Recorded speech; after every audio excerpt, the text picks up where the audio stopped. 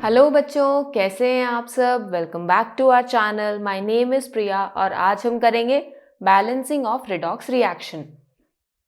अभी तक हमने रिडॉक्स रिएक्शन के बारे में जितनी नॉलेज कलेक्ट करनी थी वो सब कर ली। रिडॉक्स रिएक्शन का हमने पता कर लिया कि इसमें रिडक्शन और ऑक्सीडेशन दोनों होती है। फिर हमने देखा कि रिडक्शन ऑक्सीडेशन किस तरीके से होती है। उसके हर स्टेप को कंक्लूड करते हुए हमारे पास फाइनली हमें पता लगा कि हम किसी रिएक्शन को कैसे रिडक्शन में कैटेगराइज कर सकते हैं और कैसे ऑक्सीडेशन में कैटेगराइज कर सकते हैं। और जिस रिएक्शन में आपके पास रिडक्शन और ऑक्सीडेशन दोनों ही प्रोसेस, दोनों ही रिएक्शंस हो रही होती हैं, उन रिएक्शंस को हम बोलते हैं रिडॉक्स रिएक्शंस। फिर हमने टाइप्स ऑफ रिडॉक्स रिएक्शन भी स्टडी कर ली थी और ऑक्सीडेशन नंबर हम कैसे कैलकुलेट करते हैं किसी कंपाउंड में किसी पर्टिकुलर एलिमेंट का, वो भी हमने फाइंड आउट कर लिया था और वो भी देख लिया था कि कैसे करते हैं। आज हम देखेंगे कि जो हम ये रिएक्शंस लिखते हैं उन्हें हम बैलेंस कैसे करेंगे, क्योंकि अभी तक हम क्या करते आ रहे थे, यूजुअली हम कोई रिएक्शन लिख देते थे और बोलते थे कि बैलेंस ऐसे हो रही है, 2 मोल्स इसके रिएक्ट करे, 1 मोल्स इसके, और फाइनली इतने मोल्स आपके प्रोडक्ट बन रहे हैं। लेकिन वो बैलेंसिंग होगी कैसे, क्योंकि क्वेश्चन तो ऐसे भी आ सकता है कि बैलेंस करो इस केमिकल रिएक्शन को। अब आप बोलोगे कि मैम बैलेंसिंग तो बिल्कुल सिंपल है। नॉर्मल रिएक्शंस की बैलेंसिंग बिल्कुल सिंपल है, आपको सिर्फ एलिमेंट्स बैलेंस करने होते हैं। लेकिन रिडॉक्स रिएक्शन में थोड़ा सा डिफरेंट, थोड़ा सा ट्विस्ट आ जाता है, क्योंकि यहाँ पर हमने पढ़ा था ना, इलेक्ट्रॉन्स की इन्वॉल्वमेंट स्टार्ट हो जाती है। तो बैलेंसिंग में भी इलेक्ट्रॉन्स एक मेजर रोल प्ले करेंगे। सो हमारे पास सिलेबस में बैलेंसिंग 2 टाइप की है, ऑक्सीडेशन नंबर बैलेंसिंग यानी कि ऑक्सीडेशन नंबर मेथड, और सेकेंड है हमारे पास half reaction method. Oxidation number method के अंदर हम जो कंपाउंड का ऑक्सीडेशन निकालते थे ना, बस यहाँ पर हमें वही यूज करना है। वहां हमने ऑक्सीडेशन नंबर निकालना फाइंड आउट करा था और यहाँ हम ऑक्सीडेशन नंबर की हेल्प से बैलेंस करेंगे रिएक्शन को। और हाफ रिएक्शन मेथड में हम रिएक्शन को 2 हाफ्स में डिवाइड कर देंगे, एक रिडक्शन हाफ और दूसरा ऑक्सीडेशन हाफ, जिन्हें हम डिफरेंट डिफरेंट बैलेंस करेंगे और फिर फर्दर ऐड कर देंगे। तो हमें आज के लेक्चर में ये balancing of redox reaction start करना है। So let's start with half reaction method. हम हाफ रिएक्शन मेथड पहले इस वजह से स्टार्ट कर रहे हैं क्योंकि ऑक्सीडेशन नंबर मेथड में कुछ ना कुछ इसका पार्ट इंक्लूडेड है। तो अगर हम ये स्टडी कर लेंगे तो हमारे पास ऑक्सीडेशन नंबर मेथड स्टडी करना थोड़ा इजी हो जाएगा हमारे लिए। So let's start with half reaction method. So half reaction method को हम आयन इलेक्ट्रॉन मेथड भी बोलते हैं, क्योंकि इस बैलेंसिंग मेथड के अंदर आपके आयंस और इलेक्ट्रॉन्स की इन्वॉल्वमेंट होती है। अब यहाँ पर अगर आयंस की इन्वॉल्वमेंट है, रिडॉक्स रिएक्शन है, तो रिएक्शंस यूजुअली एक्वस कंडीशंस में होती हैं और हमारे पास यहाँ पर हाफ रिएक्शन मेथड के अंदर 2 मीडियम प्रेजेंट होते हैं। एक होता है एसिडिक मीडियम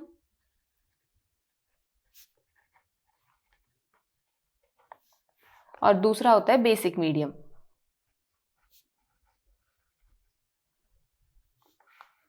अब एसिडिक मीडियम में बैलेंस करने का तरीका थोड़ा सा डिफरेंट है as compare to basic medium, लेकिन ओवरऑल आपके पास रिजल्ट सेम आते हैं। हमने एसिडिक मीडियम और बेसिक मीडियम में डिफरेंशिएट इस वजह से करा है क्योंकि आपको क्वेश्चन पर्टिकुलरली इसी तरीके से पूछा जाता है कि balance the particular reaction in acidic medium, balance the particular reaction in basic medium.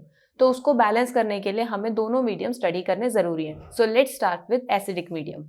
Balancing in acidic medium. Acidic medium में बैलेंस करने के लिए हमें कुछ स्टेप्स को फॉलो करना पड़ेगा, तो वन बाय वन उन स्टेप्स को देखते हैं। सबसे पहले आपके पास जो भी रिएक्शन हो, divide the reaction into 2 halves, reduction half and oxidation half. यानी आपको सबसे पहले रिएक्शन को रिडक्शन और ऑक्सीडेशन हाफ में डिवाइड कर लेना है।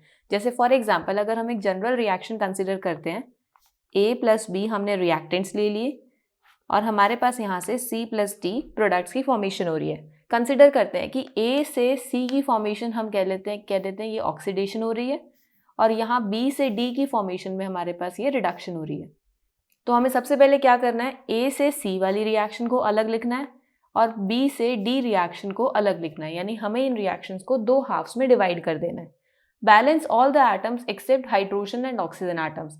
अब यहाँ पर मान लो कि आपके पास A एटम के, A जो हमारे पास हमने कंपाउंड कंसिडर करा है, यहाँ पर हमारे पास एक डिफरेंट एलिमेंट भी है। लेट से हमारे पास यहाँ X भी है और साथ में O भी है, और हमारे पास यहाँ O2 हमने कंसिडर कर दिया, और C में हमारे पास X2OH इस तरीके से फॉर्म हो रहा है। तो हमें यहाँ पर क्या करना है, सबसे पहले उन एटम्स को बैलेंस करना है जो ऑक्सीजन और हाइड्रोजन एटम के अलावा डिफरेंट एटम्स हैं। यानी हमारे पास यहाँ डिफरेंट एटम क्या है, X।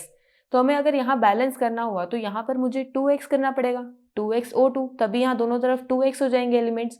तो सबसे पहले हमें क्या करना है, सेल्स को रिएक्शंस को हाफ सेल्स में डिवाइड कर देना है और उसके बाद उसमें हाइड्रोजन और ऑक्सीजन एटम्स को छोड़ के बाकी सारे एटम्स जितने भी बचे हुए उनको बैलेंस कर लेना है। फिर थर्ड स्टेप में क्या बोला है, balance the oxygen by adding water on the deficient side, then balance the hydrogen by adding H positive ions. अब आपको ऑक्सीजन बैलेंस करना है। ऑक्सीजन कैसे बैलेंस करना है, जहां ऑक्सीजन की कमी होगी, जैसे फॉर एग्जांपल यहाँ पर टोटल कितने ऑक्सीजन एटम्स हो गए, 2 2s are 4 और यहाँ आपके पास सिर्फ एक ही ऑक्सीजन एटम है। तो आपको ऑक्सीजन की डेफिशिएंसी कंप्लीट करने के लिए वाटर का एडिशन करना है, यानी यहाँ पर 3 ऑक्सीजन एटम्स कम है ना, तो आप इस साइड 3 वाटर मॉलिक्यूल्स को ऐड कर दोगे। अब अगर वाटर मॉलिक्यूल्स ऐड करें तो ऑक्सीजन तो बैलेंस हो गए, पर हाइड्रोजन में तो डिफरेंस आ गया ना, तो फिर आपको बैलेंस करने hydrogen. Then balance the hydrogen by adding H positive ions, यानी अब हाइड्रोजन को H पॉजिटिव आयंस ऐड करके बैलेंस करना है। अब चेक करो इस तरफ कितने हाइड्रोजन हो गए, 3 2s are 6 + 1 7, यानी हमारे पास राइट हैंड साइड तो 7 हाइड्रोजन है और यहाँ लेफ्ट हैंड साइड तो एक भी हाइड्रोजन नहीं है, तो हम यहाँ पर 7 H पॉजिटिव आयंस ऐड कर देंगे। अब हमारे पास यहाँ सारे एलिमेंट्स बैलेंस्ड है, X भी बैलेंस्ड है, ऑक्सीजन भी बैलेंस्ड है और हाइड्रोजन भी बैलेंस्ड है। अब अनबैलेंस्ड क्या रह गया, अनबैलेंस्ड रह गया अब हमारी इक्वेशन में चार्ज, क्योंकि यहाँ तो हमारे पास 7 पॉजिटिव चार्ज है रिएक्टेंट साइड, पर प्रोडक्ट साइड तो नहीं है। तो नेक्स्ट स्टेप में क्या करना है, balance the charge by adding electrons, यानी अब हमें इलेक्ट्रॉन्स की एडिशन करके चार्ज को बैलेंस करना है। अब अगर मुझे चार्ज को बैलेंस करना है, राइट साइड न्यूट्रल है, लेफ्ट साइड पॉजिटिव चार्ज है, तो मैं बैलेंस कैसे करूंगी, या तो राइट साइड पॉजिटिव आ जाए या दोनों साइड न्यूट्रल हो जाए। अब इलेक्ट्रॉन्स की एडिशन से पॉजिटिव चार्ज तो इंड्यूस करना बहुत डिफिकल्ट है, दैट मीन्स मुझे मॉलिक्यूल में इस रिएक्शन के अंदर इलेक्ट्रॉन्स की एडिशन से रिएक्शन को क्या करना पड़ेगा, रिएक्टेंट और प्रोडक्ट की साइड दोनों साइड न्यूट्रल। तो मैं क्या करूंगी, अगर मैंने रिएक्टेंट की साइड 7 इलेक्ट्रॉन्स ऐड कर दिए, 7 negative plus 7 positive, overall neutral हो गया ना, तो यहाँ न्यूट्रल हमारे पास रिएक्टेंट्स हो जाएंगे और प्रोडक्ट्स की साइड पर भी न्यूट्रल चार्ज हो जाएगा। सो अब हमारे पास ये एक हाफ जो हमारी रिएक्शन का बैलेंस हो गया। अब जैसे हमने इस हाफ को बैलेंस करा है, सिमिलरली आपको दूसरे हाफ को भी बैलेंस करना है और फिर बाद में आपको देखना है कि क्या इनके इलेक्ट्रॉन्स में कोई डिफरेंस आ रहा है। जैसे फॉर एग्जांपल अगर हम देखें, यहाँ हमने बैलेंस कर लिया और यहाँ इसके पास 14 इलेक्ट्रॉन्स आ जाते हैं, यहाँ 14 और यहाँ 7, डिफरेंस आ रहा है ना, यानी इसका मतलब हमें इसके अंदर इस रिएक्शन को 2 से मल्टीप्लाई करना पड़ेगा ताकि इलेक्ट्रॉन्स इक्वल हो जाएं। और आप ध्यान रखना, जब भी आप रिएक्शन को देखोगे ना, आपको रिएक्शंस में इलेक्ट्रॉन्स ऑपोजिट साइड मिलेंगे। ऑपोजिट साइड का क्या मतलब है कि आपको एक तरफ तो गेन हो रहा मिलेगा इलेक्ट्रॉन्स का, दूसरी तरफ लॉस हो रहा मिलेगा इलेक्ट्रॉन्स का। अब ये एक हाइपोथेटिकल सिचुएशन है, तो इस वजह से यहाँ पर आपको गेन ऑफ इलेक्ट्रॉन्स ऑक्सीडेशन में दिख रहा है, तो हम इसको क्या कर देते हैं, रिडक्शन बोल देते हैं और इसको ऑक्सीडेशन बोल देते हैं, क्योंकि हमने बिना ये ऊपर देखे यहाँ पर एलिमेंट्स को कंसिडर कर लिया, जिस वजह से ये रिएक्शन रिड्यूसिंग रिएक्शंस आ गई हैं। तो यहाँ पर हमारे पास हमें एक जगह तो लॉस ऑफ इलेक्ट्रॉन ऑब्जर्व हो रहा है, दूसरी जगह गेन ऑफ इलेक्ट्रॉन्स ऑब्जर्व हो रहा है। अगर आपको रिएक्शन में इस तरीके से ऑपोजिट साइड इलेक्ट्रॉन्स ऑब्टेन ना हो, तो आप समझ जाना कि या तो आपने इक्वेशन को लिखते हुए कुछ गड़बड़ करी है या बैलेंस करते हुए कहीं ना कहीं गड़बड़ करी है, क्योंकि इलेक्ट्रॉन्स आपके ऑपोजिट साइड ही आने चाहिए।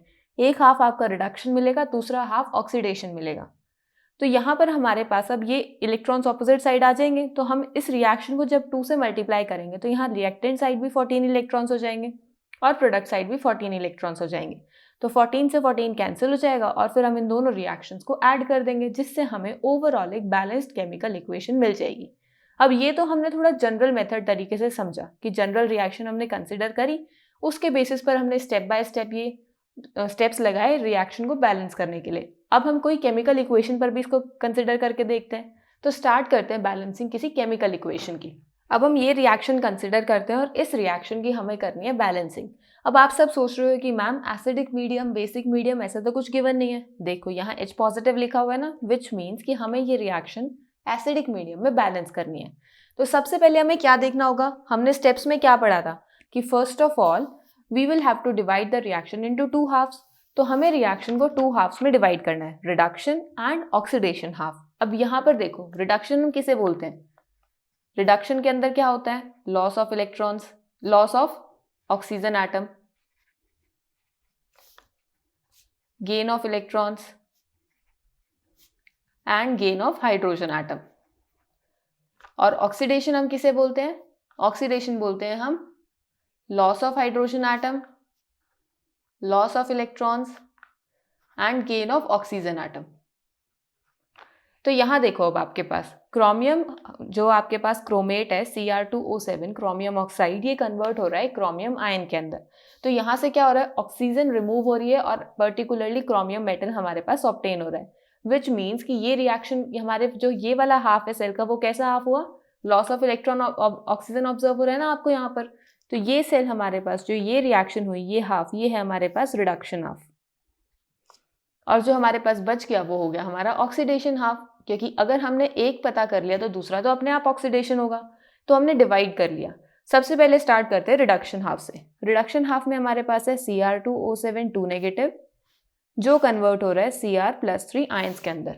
अब सबसे पहले हमारे पास अकॉर्डिंग टू द स्टेप्स क्या करना होता है, balance all the atoms except hydrogen and oxygen atom, यानी हाइड्रोजन और ऑक्सीजन एटम को छोड़ के बाकी सारे एटम्स को बैलेंस करना है।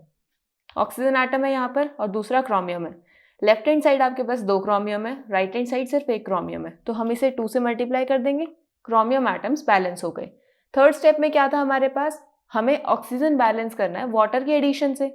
अब यहाँ पर हमारे पास कितने ऑक्सीजन एटम्स है, 7, राइट हैंड साइड तो एक भी नहीं है, तो यहाँ हम क्या ऐड कर देंगे, 7 वाटर मॉलिक्यूल्स, जिससे दोनों साइड आपके पास 7 ऑक्सीजन के एटम्स आ जाएंगे। अब क्रोमियम बैलेंस हो गया, ऑक्सीजन बैलेंस हो गया, पर डिफरेंस आ गया हाइड्रोजन के अंदर। तो अब हमें हाइड्रोजन बैलेंस करना है। अब हम हाइड्रोजन कैसे बैलेंस करेंगे, हाइड्रोजन बैलेंस करते हैं H पॉजिटिव की एडिशन से। अब राइट हैंड साइड हमारे पास टोटल कितने हाइड्रोजन एटम्स है, 7 2s are 14, left hand side हमें 14 H पॉजिटिव आयंस ऐड करने होंगे। ठीक है, हमने क्रोमियम बैलेंस कर लिया, ऑक्सीजन बैलेंस कर लिया और हाइड्रोजन भी बैलेंस कर लिया। अब बच क्या गया हमारे पास, चार्ज। टोटल चार्ज दोनों तरफ देखना है। यहाँ पर हमारे पास क्या है, 14 पॉजिटिव, यानी आपके पास एक तो 14 पॉजिटिव चार्ज है, 2 नेगेटिव भी है यानी -2 भी है, तो यहाँ ओवरऑल आपके पास +12 चार्ज है। अगर हम राइट हैंड साइड देखते हैं तो यहाँ 2 3s are +6 चार्ज है, लेकिन अभी भी बैलेंस तो नहीं है। तो बैलेंस करने के लिए हमें यहाँ पर क्या यूज़ करना होगा, इलेक्ट्रॉन्स को यूज़ करना होगा। तो इलेक्ट्रॉन्स को यूज़ करके हम क्या करेंगे, या तो न्यूट्रल बना देते हैं या चार्ज को इक्वेट कर देते हैं। तो हम क्या करेंगे, दोनों साइड +6 का चार्ज बना देंगे। यहाँ तो है ही, यहाँ हम 6 इलेक्ट्रॉन्स की एडिशन कर देंगे। अगर मैं यहाँ 6 इलेक्ट्रॉन्स की एडिशन करती हूँ, विच मीन्स मैंने 6 नेगेटिव चार्ज इंड्यूस करा है, -6 इंड्यूस करते ही +12 से वो +6 हो जाएगा। दैट मीन्स अब दोनों तरफ मेरे पास +6 चार्ज अवेलेबल है मुझे। तो ये हो गई मेरी रिडक्शन हाफ की बैलेंसिंग कंप्लीट। अब लेते हैं ऑक्सीडेशन हाफ को। ऑक्सीडेशन हाफ में आपके पास क्या है, C2H5OH कन्वर्ट हो रहा है CH3COOH के अंदर। सबसे पहले आपको वो एटम देखना है जो बैलेंस हो सके हाइड्रोजन और ऑक्सीजन एटम के अलावा। कार्बन है आपके पास, लेफ्ट हैंड साइड भी 2 है, राइट हैंड साइड भी 2 कार्बन है। ठीक है, नेक्स्ट है ऑक्सीजन। ऑक्सीजन आपके पास लेफ्ट हैंड साइड 1 है और राइट हैंड साइड आपके पास ऑक्सीजन 2 है। अगर राइट हैंड साइड 2 है तो हमें किसका ऐड करना है, क्या ऐड करना है, वाटर। वाटर कैसे ऐड होगा, right hand side 2 left hand side 1, तो यहाँ 1 वाटर ऐड हो जाएगा। बिल्कुल करेक्ट। नेक्स्ट आता है हमारे पास hydrogen. Total hydrogen on reactant side 5 + 1 6 + 2 8, यानी यहाँ पर आपके पास 8 हाइड्रोजन एटम्स हैं और यहाँ आपके पास 4 है, 3 + 1 4। तो हम यहाँ पर 4 H पॉजिटिव आयंस इंट्रोड्यूस करेंगे। तो हमारे पास हाइड्रोजन, ऑक्सीजन और कार्बन तीनों एलिमेंट्स बैलेंस हो गए। बच क्या गया, चार्ज बैलेंस करना। अब हम चार्ज कैसे बैलेंस करेंगे, इलेक्ट्रॉन्स को इंट्रोड्यूस करके। राइट हैंड साइड हमारे पास 4 पॉजिटिव चार्ज है और लेफ्ट हैंड साइड न्यूट्रल है, तो मैं 4 इलेक्ट्रॉन्स को अगर राइट हैंड साइड इंट्रोड्यूस करूंगी तो दोनों तरफ न्यूट्रल चार्ज हो जाएगा। यहाँ मैंने 4 इलेक्ट्रॉन्स को इंट्रोड्यूस कर दिया। अब यहाँ जब हम इन दोनों रिएक्शंस को देख रहे हैं, दोनों रिएक्शंस तो बैलेंस हो चुकी हैं, अलग अलग इंडिविजुअल हमने बैलेंस कर दिए, लेकिन अब हमें इन दोनों को ऐड करना है। और जब हम 2 रिएक्शंस को ऐड करने वाले होते हैं तो उस टाइम हमें क्या देखना होता है कि हमारे राइट हैंड साइड के इलेक्ट्रॉन्स और लेफ्ट हैंड साइड के इलेक्ट्रॉन्स इक्वल होने चाहिए। बट यहाँ तो 6 इलेक्ट्रॉन्स हैं और यहाँ 4 इलेक्ट्रॉन्स हैं, ऐसे कैसे इक्वल होगा। तो हमें क्या करना पड़ेगा, क्रॉस मल्टीप्लाई करके कुछ ना कुछ तो करना पड़ेगा। तो हम क्या करेंगे, इस रिएक्शन को 2 से मल्टीप्लाई कर देंगे, जिस वजह से यहाँ पर 12 इलेक्ट्रॉन्स हो जाएंगे, और इस रिएक्शन को 3 से मल्टीप्लाई कर देंगे ताकि यहाँ पर 12 इलेक्ट्रॉन्स आ जाए। तो हम इस रिएक्शन को मल्टीप्लाई कर रहे हैं 2 से और इस रिएक्शन को मल्टीप्लाई कर रहे हैं 3 से। इनको मल्टीप्लाई करने के बाद बस आपको रिएक्शंस ऐड करनी है। सबसे पहले रिएक्टेंट्स कंप्लीट करेंगे।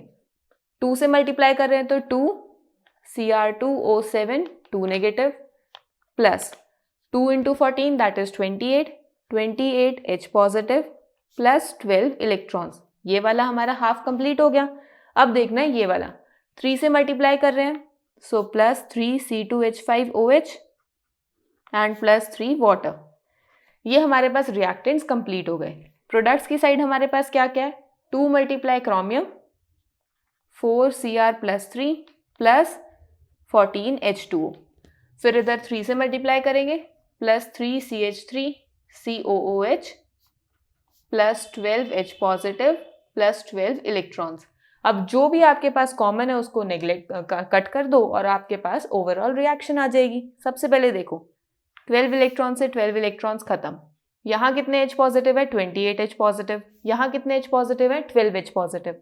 तो ये भी तो बैलेंस होंगे ना हमारे पास, क्योंकि हमारे पास जो भी कॉमन आ रहा है हमें वो सब कैंसिल करते जाना है। तो यहाँ पर हमारे पास 12 H पॉजिटिव है, ये यहाँ से रिमूव होके यहाँ बनाएंगे टोटल 16 H पॉजिटिव। फिर यहाँ 3 वाटर मॉलिक्यूल्स है, राइट हैंड साइड 4, तो यहाँ से 3 से कैंसिल होके ये हो जाएंगे हमारे पास 11 वाटर मॉलिक्यूल्स। तो ओवरऑल अब मेरे पास रिएक्शन क्या बनी, 2Cr2O7 2 negative plus 16 H positive plus 3 C2H5OH reacts to form 4 chromium plus 3 plus 11 H2O plus 3 CH3 COOH। अब ये है हमारी ये reaction balanced in acidic medium. अब यहाँ पर आप चाहे चार्ज को चेक कर लो, चाहे एलिमेंट्स को चेक करो, चाहे ऑक्सीजन या हाइड्रोजन को चेक करो, आपके पास सब कुछ यहाँ बैलेंस्ड मिलेगा। सो इस तरीके से हमें एसिडिक मीडियम में बैलेंसिंग करनी है। Now let's move on to the balancing in basic medium. Basic medium में हम बैलेंसिंग कैसे करेंगे, उसके लिए भी हमारे पास स्टेप्स हैं। सबसे पहले divide the reaction into 2 halves. यहाँ पर भी आपको रिएक्शन 2 हाफ्स में डिवाइड करनी है, reduction half and oxidation half. Reaction को डिवाइड कर दिया, उसके बाद आपको फर्स्ट हाफ कंसिडर करना है, कोई भी कंसिडर कर लो। Balance all the atoms except oxygen and hydrogen. यहाँ तक तो हमारे स्टेप्स सेम है, पहले 2 स्टेप्स बिल्कुल सेम। फिर आपके पास थर्ड स्टेप भी सेम ही आ जाता है कि balance the oxygen atoms bye adding water on the deficient side.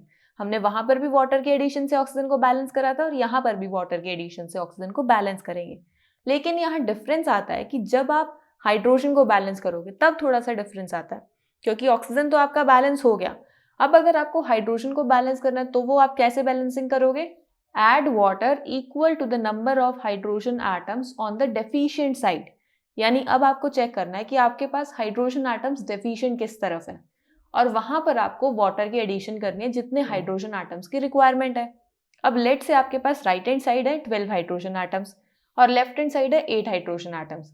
यानी हमारे पास left hand side 4 hydrogen atoms deficient है, तो आप यहाँ पर left hand side 2 water molecules add कर दोगे, जिससे आपके पास 4 हाइड्रोजन एटम्स एक्स्ट्रा आ जाएंगे। लेकिन अभी भी हमारे पास बैलेंसिंग कंप्लीट नहीं हुई है वहां पर, क्योंकि जो ऑक्सीजन हमने पहले बैलेंस कर दिया था वाटर की एडिशन से वो डिस्टर्ब हो जाएगा, जिसको बैलेंस करने के लिए हम जितने नंबर ऑफ हाइड्रोजन एटम्स हमने लेफ्ट हैंड साइड ऐड करे थे उतने ही नंबर ऑफ जो हमने water molecules left hand side add करे थे उतने ही number of OH negative ions हम राइट हैंड साइड ऐड कर देंगे, जिससे हमारे पास हमारे सारे एलिमेंट्स बैलेंस हो जाएंगे। अब हमारे पास डिफरेंस बचेगा सिर्फ चार्ज में, और चार्ज को हम बैलेंस करते हैं इलेक्ट्रॉन्स की एडिशन से। हमारा एक हाफ बैलेंस हो गया। सिमिलरली आपको नेक्स्ट हाफ बैलेंस करना है और उसके बाद क्रॉस मल्टीप्लाई करके दोनों तरफ इलेक्ट्रॉन्स को बैलेंस करना है और फिर रिएक्शंस को ऐड कर देना है, और आपकी जो बैलेंसिंग है बेसिक मीडियम में वो कंप्लीट हो जाएगी। अब जैसे हमारे पास ये रिएक्शन है, इस रिएक्शन को हमें बैलेंस करना है बेसिक मीडियम में, क्योंकि हमें एरो पर क्या गिवन है, OH नेगेटिव। तो अब इस रिएक्शन को देख के अगर आपको ना भी पता लग रहा हो ना कि रिडक्शन किस में हो रही है, ऑक्सीडेशन किस में हो रही है, आप कंपाउंड्स को देख के बता सकते हो कि कौन सा हाफ कौन सा होगा। जैसे हमारे पास एक हाफ होगा ये रिडक्शन ऑक्सीडेशन, आप मत देखो अभी, अगर आपको वो कंफ्यूज कर रहा है तो आप इतना देख लो। अगर पता लग रहा है तो इट्स गुड, नहीं पता लग रहा है तो आपको एलिमेंट्स देख के भी पता लग जाएगा। आपके पास एलिमेंट सेम मिल रहे हैं यहाँ पर, दैट मीन्स एक हाफ तो हमारा ये होगा और दूसरा हाफ हमारे पास ये होगा। और अगर आपको नहीं पता लग रहा तो हमने पहले सीखा ही है कि हम रिएक्शन में कैसे रिडक्शन और ऑक्सीडेशन पता कर सकते हैं, वो यहाँ पर यूज करो और फाइंड आउट करके अपने रिडक्शन और ऑक्सीडेशन हाफ्स को डिफरेंशिएट कर लो। तो यहाँ हमने 2 हाफ्स अपने सेपरेट कर लिए। हमें नहीं पता कि यहाँ पर रिडक्शन हो रही है या ऑक्सीडेशन हो रही है, हम इसको इस तरीके से कंसिडर करें कि हमारे पास एक हाफ ये है और दूसरा हाफ ये है। तो हम फर्स्ट हाफ कंसिडर करते हैं। सबसे पहले C2H5OH is converted to C2H3O negative. हमें सबसे पहले हाइड्रोजन और ऑक्सीजन एटम को छोड़ के बाकी जो एलिमेंट है हमारे पास उसको बैलेंस करना है। लेफ्ट हैंड साइड भी कार्बन 2 है और राइट हैंड साइड भी 2 ही है, तो हमारे पास कार्बन तो बैलेंस्ड है। अब हमारे पास नेक्स्ट आता है ऑक्सीजन को बैलेंस करने के लिए। ऑक्सीजन बैलेंस करने के लिए हमें क्या यूज करना है? Water. Left hand side 1 oxygen atom, right hand side भी 1 ऑक्सीजन एटम, विच मीन्स आपके पास ऑक्सीजन भी बैलेंस्ड है। नेक्स्ट हमें करना है हाइड्रोजन बैलेंस, जिसको बैलेंस करने के लिए भी हमें वाटर मॉलिक्यूल ही यूज करना है। लेफ्ट हैंड साइड आपके पास 5 + 1 6 hydrogen atoms, right hand side आपके पास 3 hydrogen atoms, which means 3 hydrogen atoms की डेफिशिएंसी है राइट हैंड साइड पर। तो यहाँ हम क्या करेंगे? 3 वाटर मॉलिक्यूल्स ऐड कर देंगे, और जैसे ही हम वाटर मॉलिक्यूल्स ऐड करते हैं उसी टाइम हम 3 OH नेगेटिव भी तो ऐड करेंगे ऑपोजिट साइड। तो ये हमारे पास बैलेंसिंग हो गई। डिफरेंस क्या बच गया? अब चार्ज का डिफरेंस बच गया। चार्ज बैलेंस करना है अब हमें इस रिएक्शन के अंदर।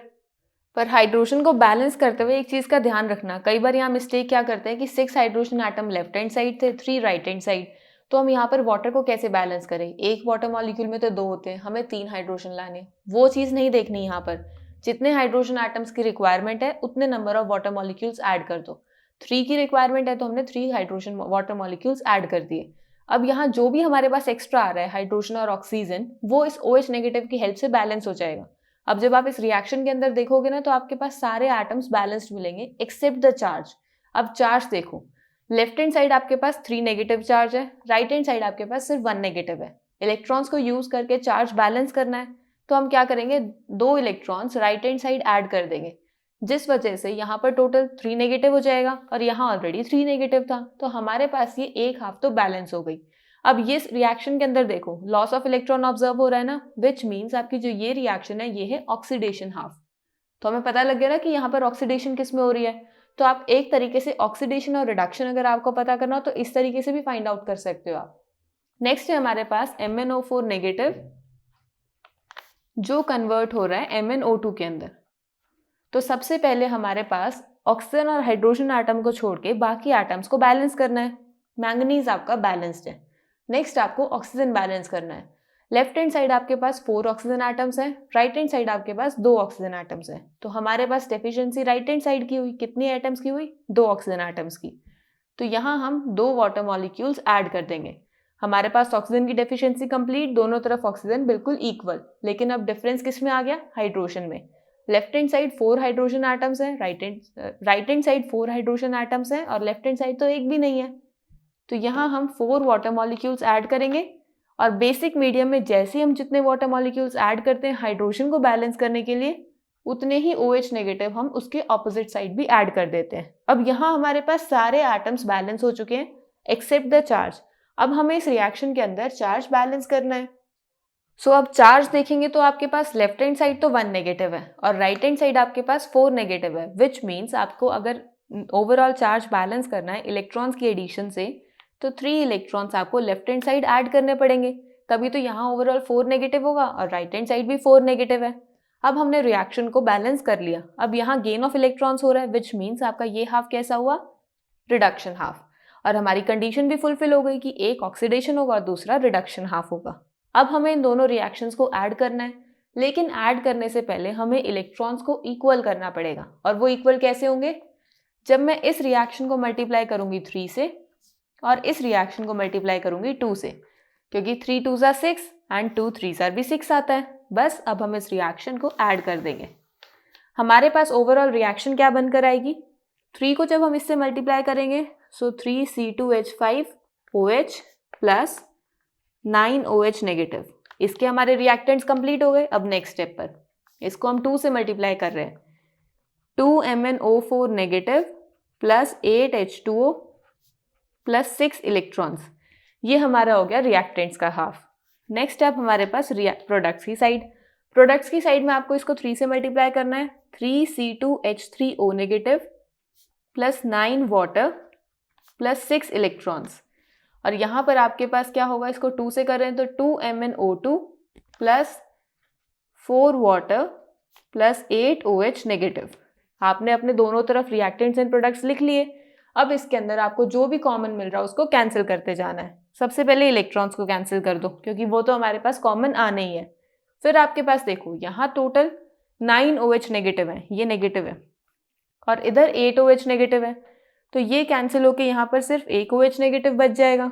फिर आपके पास है वाटर, इधर 8 वाटर मॉलिक्यूल्स है और इधर टोटल कितने वाटर मॉलिक्यूल्स हैं? 9 + 4 13 वाटर मॉलिक्यूल्स। तो हमारे पास यहाँ से जो 8 वाटर मॉलिक्यूल्स हैं ये हट जाएंगे और इधर हमारे पास टोटल 5 वाटर मॉलिक्यूल्स बच जाएंगे। तो अब आपके पास ओवरऑल रिएक्शन क्या बनी?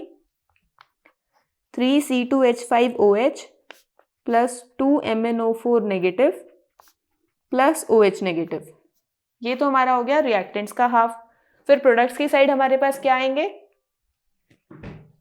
3C2H3O नेगेटिव प्लस यहाँ पर हमारे पास 2MnO2 + 5 वाटर मॉलिक्यूल्स। हमारे पास जो बेसिक मीडियम में है ये रिएक्शन इस तरीके से बैलेंस होने के बाद आपको दिखेगी। अब इस रिएक्शन के अंदर आपको चार्ज, एटम सब कुछ बैलेंस मिलेगा, चाहे वो ऑक्सीजन हो, चाहे हाइड्रोजन एटम या कोई और एटम हो, सब कुछ यहाँ पर बैलेंस्ड मिलेगा। सो इस तरीके से हम बेसिक मीडियम में बैलेंसिंग करते हैं। एक और एग्जाम्पल देख लेते हैं बेसिक मीडियम के लिए। ये है हमारी नेक्स्ट रिएक्शन। अब इस रिएक्शन को देखते ही आप सबके दिमाग में एक क्वेश्चन आ रहा होगा कि मैम रिएक्टेंट साइड तो सिर्फ एक ही मॉलिक्यूल है और प्रोडक्ट साइड दो मॉलिक्यूल्स हैं, तो हम इसको हाफ में डिवाइड कैसे करेंगे? देखो, आपके पास बेशक रिएक्टेंट साइड एक मॉलिक्यूल हो पर ये रिएक्शन बैलेंस्ड नहीं है, तो आपको क्या पता यहाँ पर सिर्फ 1 मोल है, 2 मोल्स है, 6 मोल्स है, 10 मोल्स है, हमें तो नहीं पता ना कितने मोल्स हैं। तो इसका क्या मतलब है इस रिएक्शन का कि यहाँ पर आयोडीन जो है वो I नेगेटिव में भी कन्वर्ट हो रहा है और IO3 नेगेटिव में भी कन्वर्ट हो रहा है। इस चीज का क्या मतलब हुआ? विच मीन्स दैट कि आपकी रिएक्शन डिस्प्रपोर्शनेशन रिएक्शन हुई। किस टाइप की रिएक्शन हुई? डिस्प्रपोर्शनेशन रिएक्शन, जहां पर आपका एक एलिमेंट एक से ज्यादा ऑक्सीडेशन स्टेट में एग्जिस्ट कर रहा है, ऑक्सीडाइज भी हो रहा है और रिड्यूस भी हो रहा है। तो यहां हमारे पास हाफ क्या होगा? एक हाफ होगा आपके पास I2 से I नेगेटिव का कन्वर्जन और दूसरा हाफ होगा आपके पास I2 से IO3 नेगेटिव का कन्वर्जन। तो आपको क्या करना है? इन अलग अलग हाफ्स को बैलेंस करना है। सबसे पहले इस हाफ के अंदर देखते हैं। यहाँ पर हमारे पास कोई एटम नहीं है, ऑक्सीजन, हाइड्रोजन कुछ नहीं, तो इसको तो बैलेंस करना बहुत आसान है। सिर्फ आयोडीन एटम बैलेंस करना और चार्ज बैलेंस करना है। लेफ्ट हैंड साइड आपके पास 2 आयोडीन एटम है, राइट हैंड साइड 1, तो यहाँ हम 2 से मल्टीप्लाई कर देंगे, आयोडीन एटम बैलेंस्ड। अब हमारे पास बच गया चार्ज। राइट हैंड साइड आपके पास 2 इलेक्ट्रॉन्स हैं, मतलब 2 नेगेटिव चार्ज हैं। लेफ्ट हैंड साइड तो कोई भी चार्ज नहीं है। तो अगर आपको इलेक्ट्रॉन्स के एडिशन से चार्ज बैलेंस करना है तो हम लेफ्ट हैंड साइड 2 इलेक्ट्रॉन्स को ऐड करेंगे। तो ये हो गई अब हमारे पास बैलेंस्ड केमिकल इक्वेशन हमारी एक हाफ की। और यहाँ पर क्या हो रहा है? Gain of electrons, which means this is a reduction half. अब जाते हैं हम अपने दूसरे हाफ की तरफ। यहाँ पर हमें सबसे पहले आयोडीन एटम बैलेंस करना है। Left hand side 2, right hand side 1, तो यहाँ हम क्या करेंगे? 2 से मल्टीप्लाई कर देंगे। बिल्कुल करेक्ट, हमारे पास हमारे जो आयोडीन एटम्स हैं वो बैलेंस हो गए। नेक्स्ट हमारे पास क्या आता है? ऑक्सीजन एटम्स को बैलेंस करना। राइट हैंड साइड हमारे पास 2 3 6 ऑक्सीजन एटम्स हैं, लेकिन लेफ्ट हैंड साइड कितने ऑक्सीजन एटम है? 0। तो हम यहाँ पर 6 वाटर मॉलिक्यूल्स ऐड करेंगे, क्योंकि ऑक्सीजन एटम हम कैसे बैलेंस करते हैं? वाटर मॉलिक्यूल्स की एडिशन से। तो हमारे पास यहाँ पर 6 वाटर मॉलिक्यूल्स ऐड हो गए। अब रिएक्शन में डिफरेंस किसका आ गया? हाइड्रोजन एटम्स का। उन्हें हम बैलेंस कैसे करते हैं बेसिक मीडियम में? वाटर मॉलिक्यूल्स के एडिशन से। यहाँ टोटल 12 हाइड्रोजन एटम्स हैं, राइट हैंड साइड तो एक भी नहीं है, तो यहाँ आप क्या करोगे? 12 वाटर मॉलिक्यूल्स ऐड कर दोगे। और बेसिक मीडियम में हम जितने वाटर मॉलिक्यूल्स हाइड्रोजन को बैलेंस करने के लिए ऐड करते हैं उसके ऑपोजिट उतने ही OH नेगेटिव आयंस भी तो ऐड कर देते हैं। तो यहाँ 12 OH नेगेटिव आयंस आ जाएंगे। तो अब आपके सारे एलिमेंट्स बैलेंस्ड है एक्सेप्ट द चार्ज। अब आप चार्ज कैसे बैलेंस करोगे? सबसे पहले आप देखोगे हमारे पास चार्ज क्या बन रहा है और फिर इलेक्ट्रॉन्स की एडिशन से बैलेंस करोगे। राइट हैंड साइड आपके पास 2 नेगेटिव है, लेफ्ट हैंड साइड आपके पास 12 नेगेटिव है, which means a huge difference between the charge. अगर 12 नेगेटिव लेफ्ट हैंड साइड है तो हमें राइट हैंड साइड भी उसको बैलेंस करके उतना ही नेगेटिव लाना पड़ेगा, विच मीन्स कि यहाँ पर हमें 10 इलेक्ट्रॉन्स को ऐड करना पड़ेगा, ताकि ये 10 इलेक्ट्रॉन्स अपना 10 नेगेटिव चार्ज इस 2 नेगेटिव के साथ ऐड करके overall right hand side 12 negative charge create कर दें, जो लेफ्ट हैंड साइड को बैलेंस कर जाए। अब हमारे पास हमारे दोनों हाफ्स बैलेंस हो गए हैं। यहाँ पर अब हमें इन दोनों रिएक्शंस को ऐड करना है। अगर रिएक्शंस को ऐड करना है तो हमें सबसे पहले इलेक्ट्रॉन्स को भी तो सेम करना पड़ेगा ना। अगर इलेक्ट्रॉन्स को सेम करना है तो क्या करेंगे, हम इस हाफ को 5 से मल्टीप्लाई कर देंगे। यहाँ ज़रूरत ही नहीं है क्योंकि 5 2 ज़ा 10 और यहाँ पर 10 ही है। बस अब इन जो हमारे पास ये रिएक्शंस आ गई इनको हमें ऐड कर देना है। तो ऐड करने के बाद हमारे पास रिएक्शन क्या बनेगी, सबसे पहले रिएक्टेंट्स, अगर इसको हम 5 से मल्टीप्लाई कर रहे हैं तो 5I2 मॉलिक्यूल्स प्लस 10 इलेक्ट्रॉन्स। अब यहाँ के रिएक्टेंट्स, इसको तो हमने किसी से मल्टीप्लाई नहीं करा, सो I2 plus 6 water plus 12 OH negative. अब प्रोडक्ट्स की साइड में यहाँ 5 से मल्टीप्लाई करा तो 10I नेगेटिव प्लस यहाँ किसी से मल्टीप्लाई नहीं करा 2IO3 negative plus 12 water plus 10 electrons. अब जो भी आपके पास इसमें कॉमन दिख रहा है आपको, उसको आपको कैंसिल आउट कर देना है। सो आपके पास यहाँ कॉमन क्या क्या ऑब्जर्व हो रहा है, सबसे पहले तो इलेक्ट्रॉन्स, 10 इलेक्ट्रॉन से 10 इलेक्ट्रॉन्स कैंसिल। फिर आप देखोगे यहाँ पर वाटर मॉलिक्यूल्स, टोटल 6 इधर है और यहाँ पर आपके पास 12 है, ये कैंसिल होकर यहाँ पर 6 वाटर मॉलिक्यूल्स बच जाएंगे। अब नेक्स्ट देखना आपको OH नेगेटिव। OH नेगेटिव तो सिर्फ लेफ्ट हैंड साइड है, राइट हैंड साइड तो है ही नहीं। अब हमारे पास ये रिएक्शन बैलेंस हो गई है। बैलेंस होने के बाद कैसे ऑब्जर्व होगी आपको, 5I2 plus I2 plus 12 OH negative reacts to form 10I negative plus 2IO3 negative plus 6H2O। ये 5I2 प्लस I2 मिलके बनाएंगे 6I2 plus 12 OH negative reacts to form 10I negative plus 2IO3 negative plus 6 water. अब यहाँ पर हमने शुरू में बोला था ना कि हमें नहीं पता कितने मोल्स रिएक्ट हो रहे हैं, फाइनली देखो 6 मोल्स मिल गए, विच मीन्स यहाँ पर प्रॉपर तरीके से रिएक्शन हो रही है, जिसमें से 5 मोल्स तो इसके साथ यहाँ पर रिएक्शन शो कर रहे हैं और 1 मोल ये रिएक्शन ऑब्जर्व हो रही है। तो हमारा आयोडीन ही दोनों तरीके से हमारे पास रिएक्शन ऑब्जर्व कर रहा है, रिडक्शन भी और ऑक्सीडेशन भी। इस वजह से हम इस रिएक्शन को बोलते हैं डिसप्रपोर्शनेशन रिएक्शन, ये हम ऑलरेडी स्टडी कर चुके हैं। इस तरीके से आप किसी भी रिएक्शन को, अगर आपको कोई भी क्वेश्चन गिवन हो एसिडिक मीडियम या बेसिक मीडियम, उसमें बैलेंस कर सकते हो। सो अब ये था हमारा first method, half reaction method. अब हम नेक्स्ट मेथड की तरफ चलते हैं, ऑक्सीडेशन नंबर मेथड। नेक्स्ट हमारे पास है oxidation number method. Oxidation number method को यूज़ करके हमें रिएक्शन को बैलेंस करना है, उसके लिए भी हमारे पास वेरियस स्टेप्स हैं, वहाँ भी हम step by step he reaction को बैलेंस करेंगे। तो स्टेप नंबर 1 में क्या बोला है, find out the oxidation number of various atoms involved in the reaction. अब अगर मेथड का ही नाम ऑक्सीडेशन नंबर मेथड है, विच मीन्स कि हमें ऑक्सीडेशन नंबर तो फाइंड आउट करना ही पड़ेगा। और स्टेप नंबर 1 में भी वही बोला है, आपको सबसे पहले सारे एटम्स का ऑक्सीडेशन नंबर फाइंड आउट करना है, जितने भी आपके पास रिएक्शन में इन्वॉल्व है।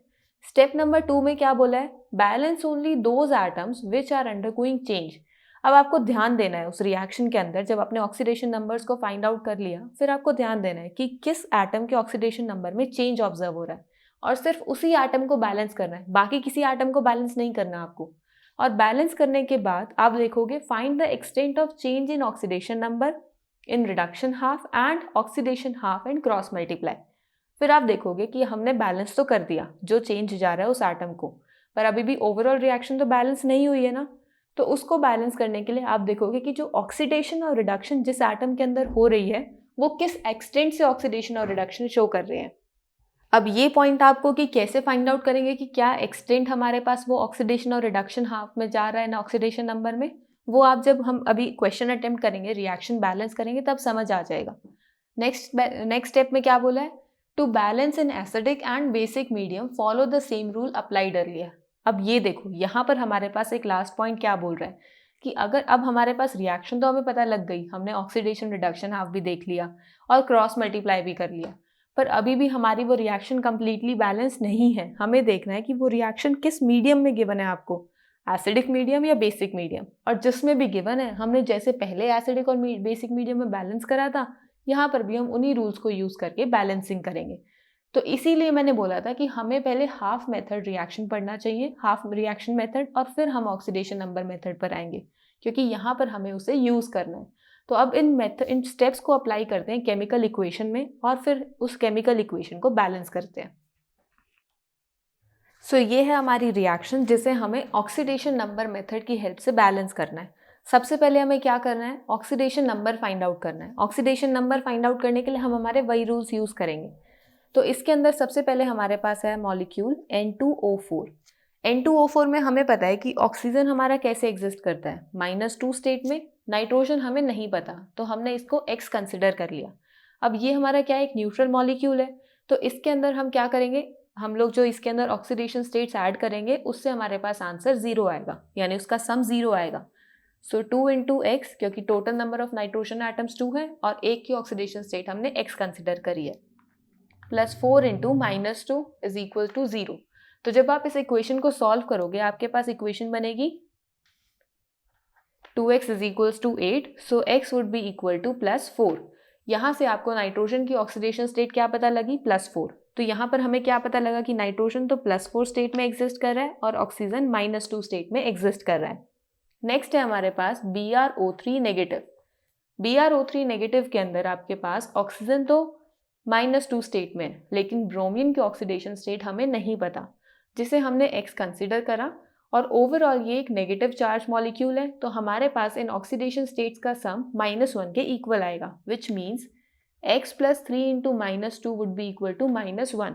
तो यहाँ से जब आप x की वैल्यू सॉल्व करोगे उसकी वैल्यू आती है आपके पास +5, विच मीन्स आपके पास यहाँ ब्रोमीन की ऑक्सीडेशन स्टेट +5 मिलती है और ऑक्सीजन की -2। फिर यहाँ पर हमारे पास ब्रोमीन तो -1 में ही एग्जिस्ट कर रहा है और NO3 के अंदर हमारे पास NO3 नेगेटिव है, जहाँ पर हमारे पास ऑक्सीजन -2 स्टेट में है और नाइट्रोजन का हमें नहीं पता, जिसको हमने X कंसिडर करा है और ओवरऑल नेगेटिव चार्ज है। तो हमारे पास हमारी इक्वेशन कैसी बनेगी, x plus 3 into -2 is equals to -1। और जब हम इस इक्वेशन को सॉल्व करेंगे तो हमारे पास x की वैल्यू आएगी +5, विच मीन्स यहाँ नाइट्रोजन +5 स्टेट में और ऑक्सीजन -2 स्टेट में। तो हमने हमारे जितने भी एटम्स थे उनके ऑक्सीडेशन नंबर को फाइंड आउट कर लिया। अब नेक्स्ट स्टेप में क्या बोला है, नेक्स्ट स्टेप में बोला है balance only those atoms which are undergoing change. अब यहाँ पर हमें देखना है कि किस एटम में आपको चेंज ऑब्जर्व हो रहा है। देखो ऑक्सीजन तो आपको लेफ्ट हैंड साइड भी -2 में ही ऑब्जर्व हो रहा है, राइट हैंड साइड भी -2, और यहाँ पर नाइट्रोजन और ब्रोमीन में आपको एक चेंज ऑब्जर्व हो रहा होगा। जैसे कि यहाँ ब्रोमीन +5 में, इधर -1 में, तो चेंज आ रहा है ना ऑक्सीडेशन नंबर में, और यहाँ नाइट्रोजन +4 में और यहाँ +5 में है, यहाँ पर भी चेंज आ रहा है। तो आपको एक नाइट्रोजन के अंदर चेंज ऑब्जर्व हो रहा है और दूसरा ब्रोमीन एटम के अंदर आपको चेंज ऑब्जर्व हो रहा है। अब यहाँ पर आपको चेंज क्या ऑब्जर्व हो रहा है, +4 से +5, विच मीन्स यहाँ पर एक इलेक्ट्रॉन का लॉस हो रहा है। तो ये हाफ कैसा हुआ आपका, ऑक्सीडेशन हाफ, और दूसरा हुआ आपका रिडक्शन हाफ। हमने अब देख लिया। अब हमें बैलेंस करना है उन एटम्स को जिनमें चेंज हो रहा है। यहाँ पर टोटल नाइट्रोजन एटम्स कितने हैं, 2, और यहाँ कितने हैं, 1। तो हम इसको बैलेंस करने के लिए 2 से मल्टीप्लाई कर देंगे और ब्रोमीन ऑलरेडी बैलेंस्ड है, यानी सेकेंड स्टेप भी कंप्लीट। अब थर्ड स्टेप में हमें extent of change find out करना है। एक्सटेंट ऑफ चेंज कैसे फाइंड आउट करते हैं कि यहाँ पर कितने इलेक्ट्रॉन्स का चेंज आपको ऑब्जर्व हो रहा है, कितने चार्ज का चेंज ऑब्जर्व हो रहा है, 1 का चार्ज चेंज ऑब्जर्व हो रहा है, क्योंकि वो +4 से +5 में जा रहा है। तो हमारे पास 1 का चार्ज, 1 का मैग्नीट्यूड हमें चेंज दिख रहा है। और कितने एटम्स में चेंज आ रहा है, 2 नाइट्रोजन एटम्स में। दैट मीन्स यहाँ पर जो हमारे पास एक्सटेंट ऑफ चेंज है ऑक्सीडेशन नंबर में वो है 2। और जब हम ब्रोमीन में देखते हैं तो ब्रोमीन में +5 से -1, यहाँ पर आपको कितना चेंज दिख रहा है, 6 का चेंज आपको ऑब्जर्व हो रहा है, क्योंकि जब आप यहाँ पर -6 ऐड करोगे इसके अंदर तो वो -1 में कन्वर्ट होगा।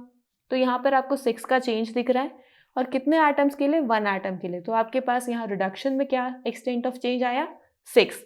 आपने extent of change find out कर लिया। अब extent of change find out करने के बाद आपको क्रॉस मल्टीप्लाई करना है। क्रॉस मल्टीप्लाई कैसे करना है, वैसे ही आपको जैसे वहाँ पर इलेक्ट्रॉन्स को बैलेंस करते थे, यहाँ पर आपको चार्ज बैलेंस करना है।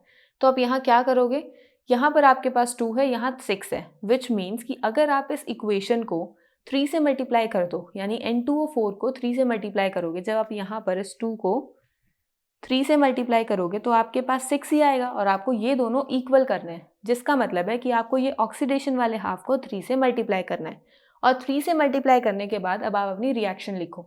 जब आप इस इक्वेशन को 3 से मल्टीप्लाई करोगे तो आपके पास क्या इक्वेशन बनेगी, 3N2O4 प्लस, यहाँ तो आपने कुछ मल्टीप्लाई नहीं करा, BrO3 negative reacts to form 3 से मल्टीप्लाई करा है, 3 2 6, NO3 negative plus Br negative. अब आपके पास ये इक्वेशन इस तरीके से बन गई। अब आप यहाँ देखोगे नाइट्रोजन और ब्रोमीन तो बैलेंस्ड है, बट ऑक्सीजन एटम बैलेंस नहीं है। अब यहाँ पर आपको मीडियम गिवन है H पॉजिटिव, यानी आपको यहाँ पर एसिडिक मीडियम गिवन है। तो यहाँ हमें इस रिएक्शन को एसिडिक मीडियम में जैसे हमने पहले बैलेंसिंग करी थी वैसे करेंगे। बस यहाँ पर उसे हाफ सेल्स में कन्वर्ट करने की रिक्वायरमेंट नहीं होती, क्योंकि वहाँ हम हाफ सेल्स में कन्वर्ट इस वजह से करते थे क्योंकि हमारे कोई भी एलिमेंट बैलेंस नहीं थे। यहाँ पर आपके सारे एलिमेंट्स बैलेंस्ड हैं एक्सेप्ट ऑक्सीजन एंड हाइड्रोजन। तो ऑक्सीजन और हाइड्रोजन को बैलेंस करने के लिए हम इसी में वो मेथड लगा देंगे, मतलब वो हाफ में कन्वर्ट ना करने की जगह जैसे नॉर्मल बैलेंसिंग करते थे ना वैसे ही करेंगे। जैसे हमें ऑक्सीजन बैलेंस करना है H पॉजिटिव में, तो हम क्या ऐड करते हैं, वाटर। लेफ्ट हैंड साइड कितने ऑक्सीजन एटम्स है आपके पास, 3 × 4 12 प्लस 3, यहाँ पर आपके पास टोटल 15 ऑक्सीजन एटम्स है और यहाँ आपके पास 3 × 6 that is 18। Right hand side आपके पास 18 ऑक्सीजन एटम्स है और left hand side 15 oxygen atoms है।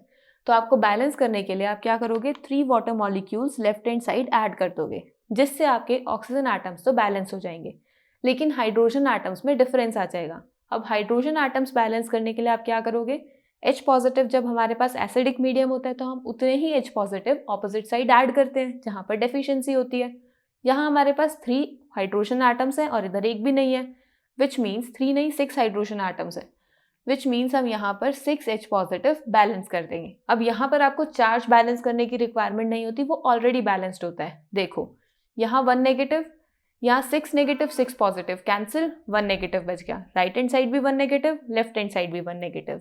तो आपकी जो ये इक्वेशन है ये बैलेंस हो गई। यानी ऑक्सीडेशन नंबर मेथड में आप पहले ऑक्सीडेशन नंबर फाइंड आउट करोगे, फिर जो भी आपका एटम चेंज दिखा रहा होगा उसको बैलेंस करके एक्सटेंट ऑफ चेंज से देखकर क्रॉस मल्टीप्लाई करोगे, और फिर जैसे हमने पहले बैलेंसिंग करी थी बस वैसे ही करोगे, बिना उसको हाफ्स में कन्वर्ट करें।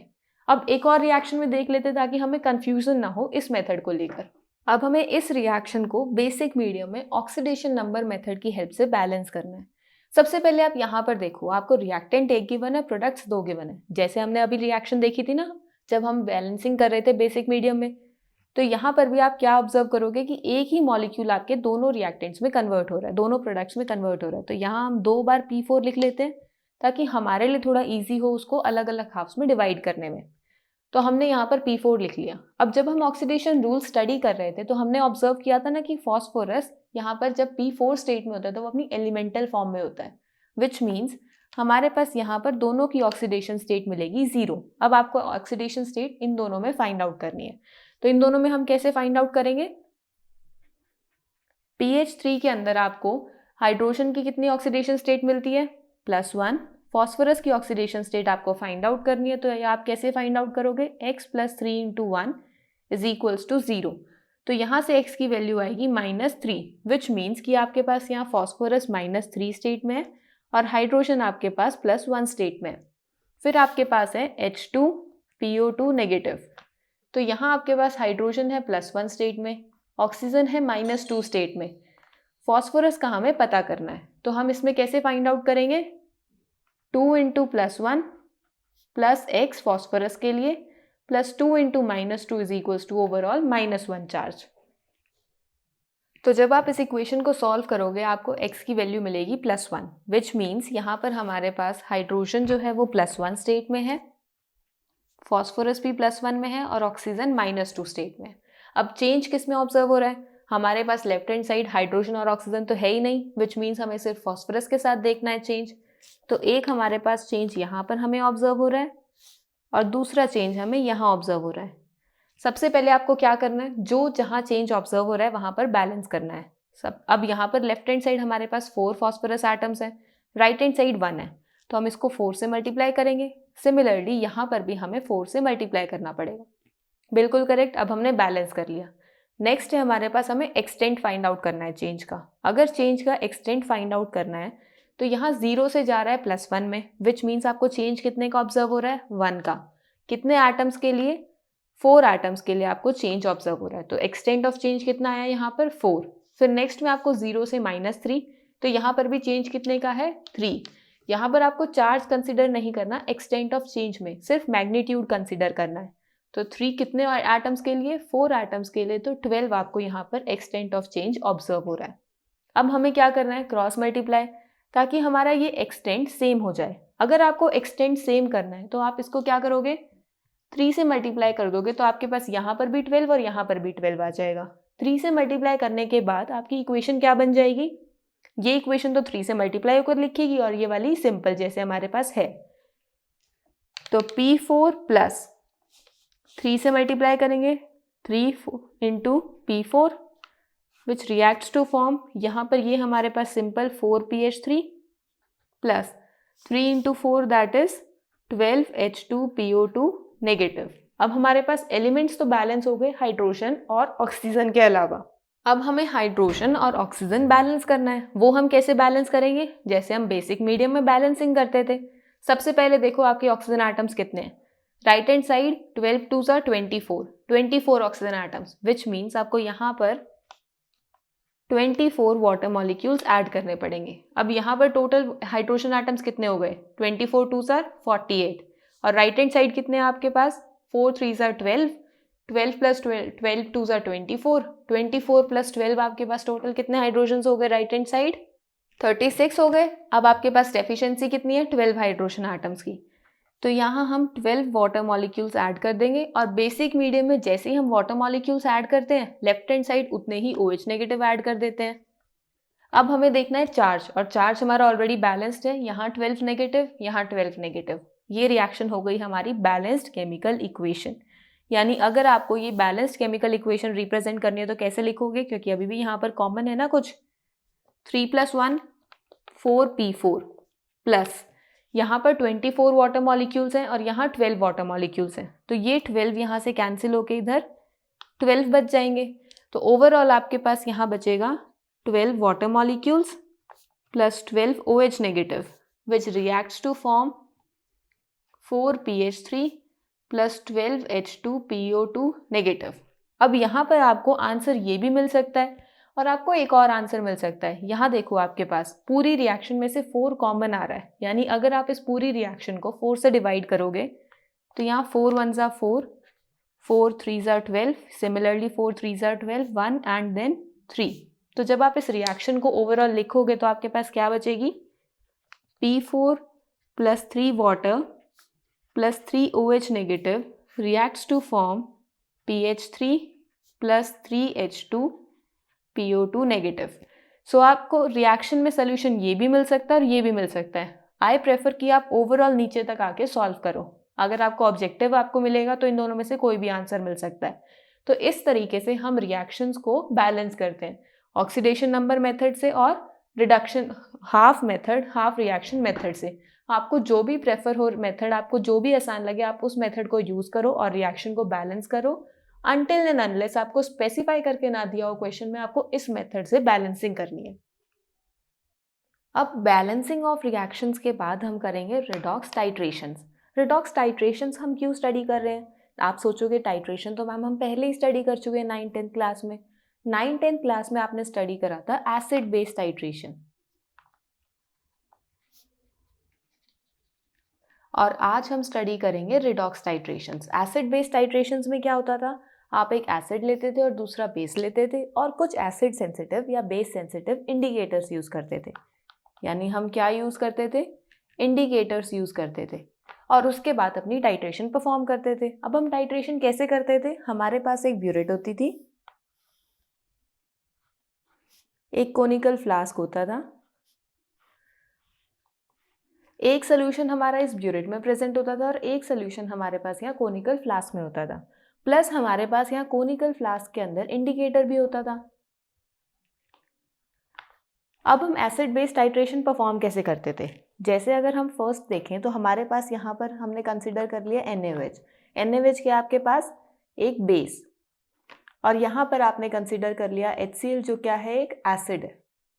अब ये फिलहाल आप कर रहे हो एसिड बेस टाइट्रेशन, लेकिन कोई भी टाइट्रेशन उसके इंडिकेटर के बिना तो इनकम्प्लीट होती है, तो इसका मतलब हमें इसमें कोई इंडिकेटर भी ऐड करना पड़ेगा। फिलहाल हम इसमें इंडिकेटर ऐड कर रहे हैं फिनोप्थलीन। अब ये हमारे पास फिनोप्थलीन यहाँ पर इंडिकेटर की तरह वर्क कर रहा है। अब ये किस तरीके से इंडिकेटर की तरह वर्क करता है? अगर आप उसे एसिड में ऐड करते हो इन एसिड, तब तो ये आपको कलरलेस सोल्यूशन देता है, लेकिन आपने इसी फिनोप्थलीन को अगर बेस में ऐड कर दिया तो ये आपको पिंक कलर का सोल्यूशन देगा। तो फिलहाल आपने ये कहाँ पर ऐड करा है, एसिड में ऐड करा है। अब इसके अंदर जैसे ही आप फिनोप्थिलीन ऐड करोगे, फिलहाल आपके पास एसिड है जिसमें आपने कुछ ड्रॉप्स, 1-2 ड्रॉप्स फिनोप्थिलीन के ऐड कर दिए। अब ऊपर से आप इसके अंदर NaOH drop by drop add कर रहे हो। जब इसमें आप drop by drop NaOH add करोगे तो कोई बेस अगर एसिड में आ रहा है तो वो क्या करेगा, न्यूट्रलाइजेशन।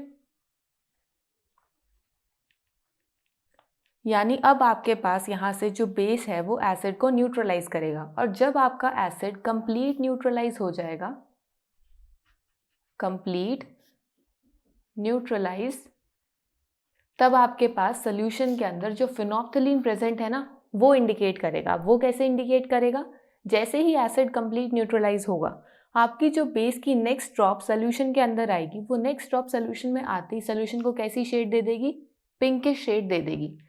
और वहीं पर आपको अपने एक्सपेरिमेंट में ब्यूरेट को वहीं स्टॉप कर देना है, और वो आपको फाइनल रीडिंग लेनी है कि आपके पास यहाँ पर कितना अमाउंट ऑफ बेस यूज हुआ है इस एसिड को न्यूट्रलाइज करने के लिए।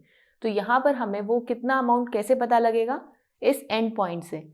जो एंड पॉइंट कैसे आया आपका, फिनोप्थिलीन इंडिकेटर की वजह से, जहाँ पर आपके पास जब last drop of base add हुआ तो आपके पास एक पिंकिश सोल्यूशन ऑब्टेन हुआ, क्योंकि फिनोप्थिलीन बेस के साथ पिंक कलर देता है।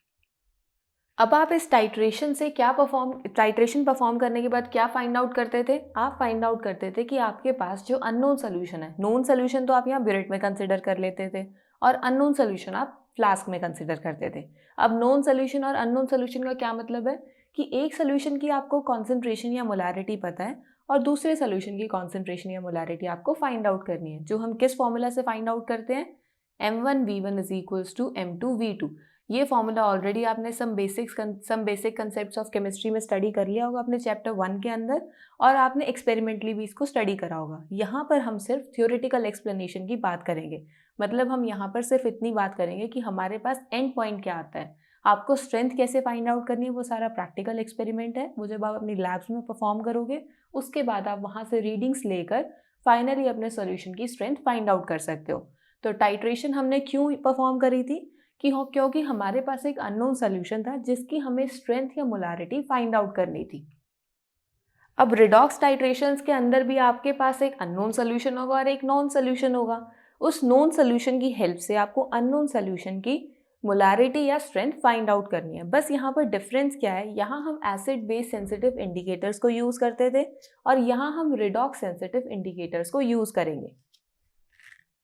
सो रिडॉक्स टाइट्रेशंस को हम डिफाइन कैसे करेंगे, in redox systems the titration method can be adopted to determine the strength of a reductant और ऑक्सीडेंट। यहाँ पर भी आपको स्ट्रेंथ डिटरमाइन करनी है किसी रिडक्टेंट और ऑक्सीडेंट की using a redox sensitive indicator. जैसे हम यहाँ पर acid base sensitive indicators use करते थे, यहाँ हम यूज़ करेंगे रिडॉक्स सेंसिटिव इंडिकेटर्स। अब यहाँ हम एसिड बेस टाइट्रेशन करते थे तो हम एसिड और बेस कंसिडर करते थे, और यहाँ अगर हम रिडॉक्स टाइट्रेशंस कंसिडर कर रहे हैं तो हम रिडक्टेंट और ऑक्सीडेंट कंसिडर करेंगे, क्योंकि हम रिडॉक्स के अंदर रिडक्शन ऑक्सीडेशन इन्हीं रिएक्शंस की तो बात करते हैं। रिडक्टेंट क्या होता है, विच undergoes oxidation and reduces others. Reductant का मतलब क्या होता है, रिड्यूसिंग एजेंट। इसका क्या मतलब है कि दूसरे को रिड्यूस करेगा तो खुद क्या होगा, ऑक्सीडाइज। सिमिलरली ऑक्सीडेंट का मतलब क्या होता है, ऑक्सीडाइजिंग एजेंट, विच मीन्स ये खुद तो रिड्यूस होगा और सामने वाले को ऑक्सीडाइज करेगा। इस वजह से इसे रिडक्टेंट बोला जाता है और इसे ऑक्सीडेंट बोला जाता है। रिडॉक्स सेंसिटिव इंडिकेटर्स कौन से अब आपके पास यहाँ सिलेबस में 3 इंडिकेटर्स हैं, MnO4 नेगेटिव, डाइफिनाइलअमीन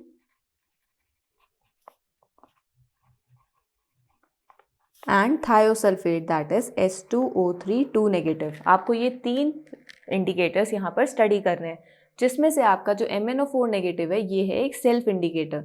अब सेल्फ इंडिकेटर का क्या काम है, किस तरीके से वर्क करता है, उसे स्टार्ट करते हैं। यानी सबसे पहले हम स्टार्ट करते हैं MnO4 नेगेटिव, हमारा redox sensitive indicator. MnO4 2 negative एक सेल्फ इंडिकेटर है। अब जब आप MnO4 नेगेटिव में उसके Mn की ऑक्सीडेशन स्टेट फाइंड आउट करोगे यूजिंग द ऑक्सीडेशन रूल्स, आपको पता लगेगा कि MnO4 नेगेटिव में मैंगनीज की ऑक्सीडेशन स्टेट है +7, which is the highest oxidation state of manganese. Highest oxidation state का क्या मतलब है, वो अब इससे बड़ी ऑक्सीडेशन स्टेट में नहीं जा सकता, which means it can not undergo oxidation. अब इसके अंदर आपको और ऑक्सीडेशन ऑब्जर्व नहीं होगी, विच मीन्स कि ये सिर्फ और सिर्फ रिड्यूस ही हो सकता है, it can only be reduced. अगर ये सिर्फ और सिर्फ रिड्यूस हो सकता है तो किसकी तरह एक्ट करेगा? ऑक्सीडाइजिंग एजेंट की तरह वर्क करेगा, क्योंकि ये सामने वाले को ऑक्सीडाइज करेगा। तो ये हमारे पास क्या हुआ? एक ऑक्सीडेंट हुआ।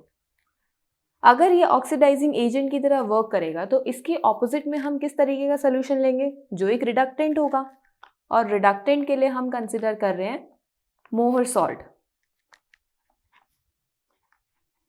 अब मोहर सॉल्ट के अंदर आपको सिर्फ इतना ध्यान देना है कि आयरन +2 स्टेट में प्रेजेंट होता है, जो रिड्यूस हो जाता है आपका, या फिर जो ऑक्सीडाइज हो जाता है। यहाँ पर आपके पास रिडक्टेंट है, रिडक्शन नहीं, रिडक्टेंट है।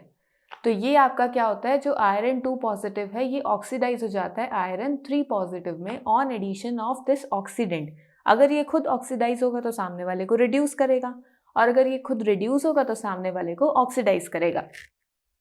अब अगर यहाँ हम टाइट्रेशन की बात कर रहे हैं तो यहाँ पर भी हमारे पास ब्यूरेट और फ्लास्क होगा, जिसमें हमने ब्यूरेट में कंसीडर करा है MnO4 नेगेटिव, और फ्लास्क में हमने कंसीडर करा है solution of iron 2 positive salt. अब यहाँ पर हमारे पास इस ब्यूरेट के अंदर MnO4 नेगेटिव और यहाँ हमारे पास आयरन 2 पॉजिटिव का सॉल्ट है। अब आप सब सोच रहे हो कि ठीक है मैम, ये तो समझ आ गया कि टाइट्रेशन हो रही है, पर जो हमारे पास ये पर मैंगनेट है ये सेल्फ इंडिकेटर की तरह कैसे वर्क कर रहा है? हमारे पास ये जो पर मैंगनेट है डार्क वॉयलेट कलर में होता है।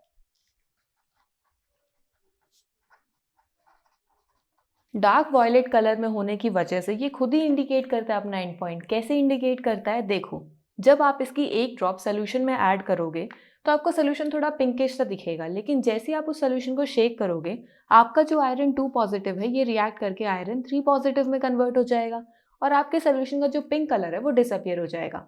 अब ऐसे आप करते रहोगे, एक पॉइंट ऐसा आएगा जब आपके पास जब वो ड्रॉप ऑफ MnO4 इस सोल्यूशन के अंदर ऐड करोगे वो पिंक कलर डिसअपियर ही नहीं होगा, चाहे आप कितना ही शेक करो।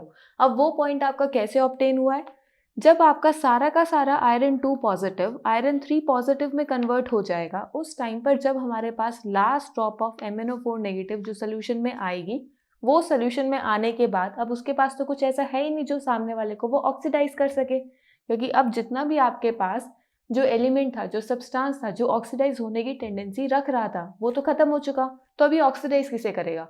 जिसका मतलब है कि अब ये सोल्यूशन को कलर प्रोवाइड करेगा, और ये काफ़ी डाइल्यूट सोल्यूशन है तो आपको डार्क वॉयलेट की जगह एक हल्की पिंकिश सी शेड ऑब्टेन होती है, और यही हमारा एंड पॉइंट होता है,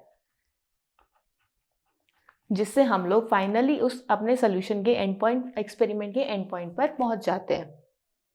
और आप फिर इसके अंदर इसके जो आपके पास ऑब्जर्वेशन आएगी, उस ऑब्जर्वेशन से जो आपके पास आयरन 2 पॉजिटिव का अननोन कॉन्सेंट्रेशन का सॉल्यूशन था उसकी कॉन्सेंट्रेशन फाइंड आउट कर सकते हो, क्योंकि आपके पास पर मैंगनेट की कॉन्सेंट्रेशन है, वॉल्यूम कितनी यूज़ हुई वो भी आपको पता है, और जो हमारे पास ये आयरन 2 पॉजिटिव स्टेट का सोल्यूशन है ये भी हमारे पास, हमें कितनी वॉल्यूम हमने इस फ्लास्क में कंसिडर करी थी वो भी पता है, और हमें बस मोलारिटी यानी कॉन्सेंट्रेशन फाइंड आउट करनी है। वो हम कैसे फाइंड आउट करेंगे? M1V1 is equals to M2V2। ये हमने MnO4 नेगेटिव की कंसिडर कर ली और ये आयरन 2 पॉजिटिव की कंसिडर कर ली, जिसमें से M2 हमें फाइंड आउट करना है, V1, M1 और V2 हमें ऑलरेडी पता है। इस तरीके से आप यहाँ पे MnO4 नेगेटिव एक सेल्फ इंडिकेटर की तरह वर्क करने वाले रिडॉक्स सेंसिटिव इंडिकेटर को यूज करके रिडॉक्स टाइट्रेशन परफॉर्म कर सकते हो। अब हमारे पास नेक्स्ट इंडिकेटर कौन सा था? डायफिनाइल अमीन।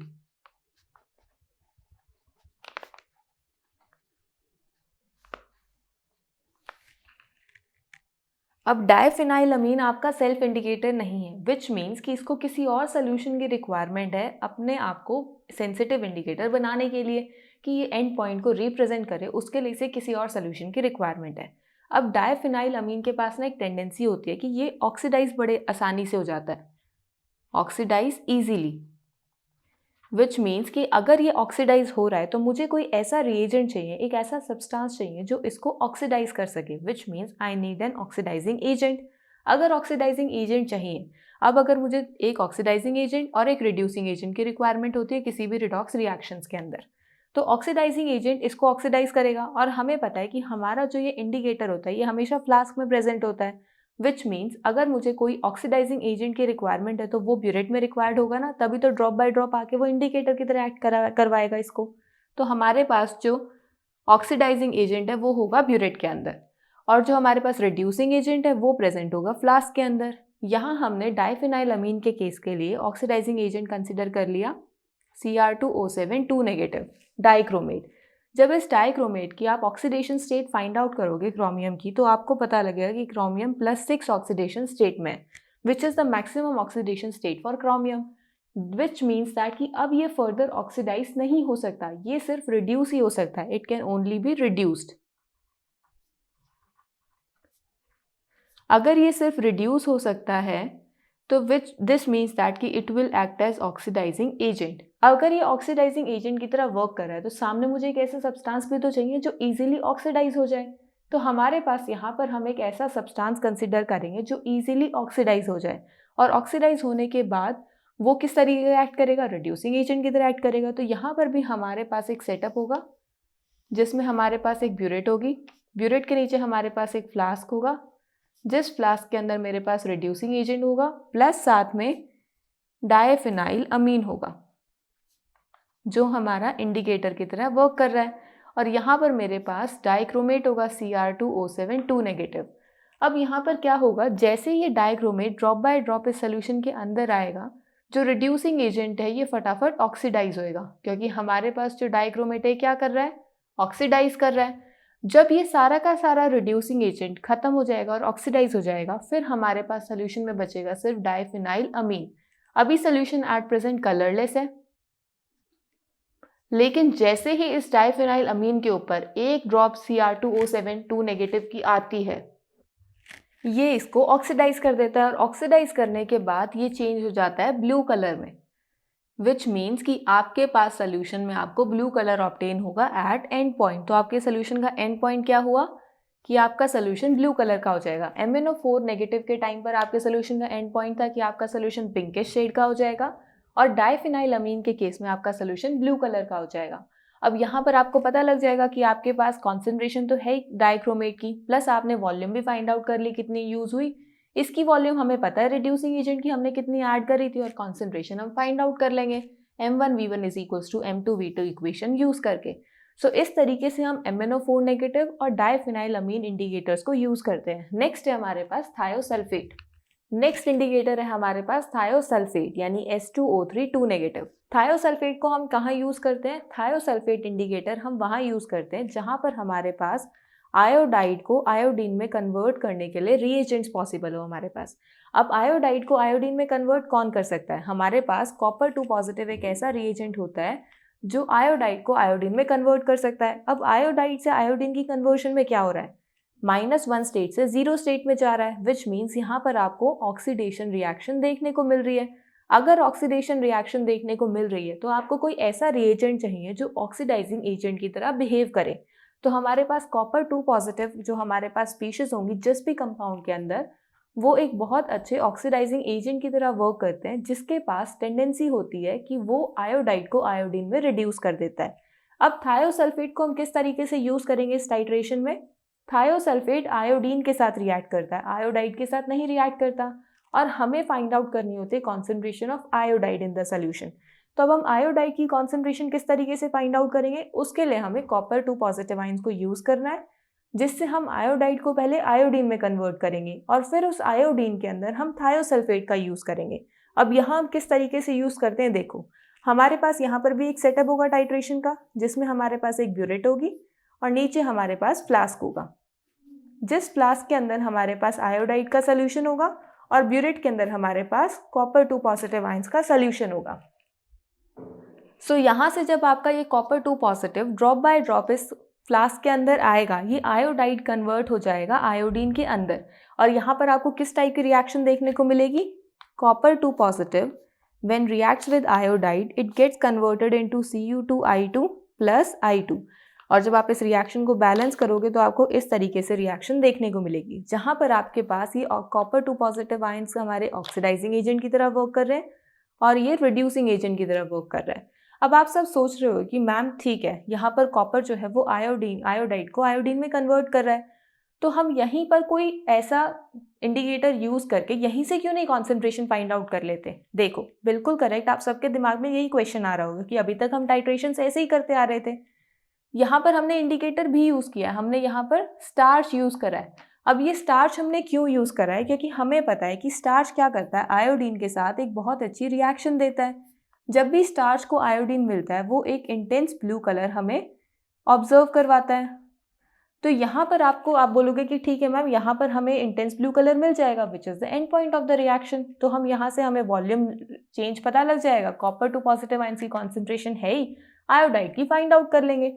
लेकिन यहाँ पर हमारे पास एक एरर आ जाता है। अब वो एरर क्या आता है, हमें यहाँ रिएक्शन से क्या देखने को मिल रहा है कि आपका जो कॉपर टू पॉजिटिव है ये कॉन्टिन्यूसली आयोडीन की फॉर्मेशन कर रहा है, विच मीन्स आयोडीन तो आपका कॉन्टिन्यूसली स्टार्च के साथ रिएक्शन शो करेगा, तो वो तो हर एक ड्रॉप में आपको ब्लू कलर ऑब्जर्व होगा और आपके पास एक स्टेज ऐसी आएगी जहां पर एक इंटेंस ब्लू कलर आ जाएगा।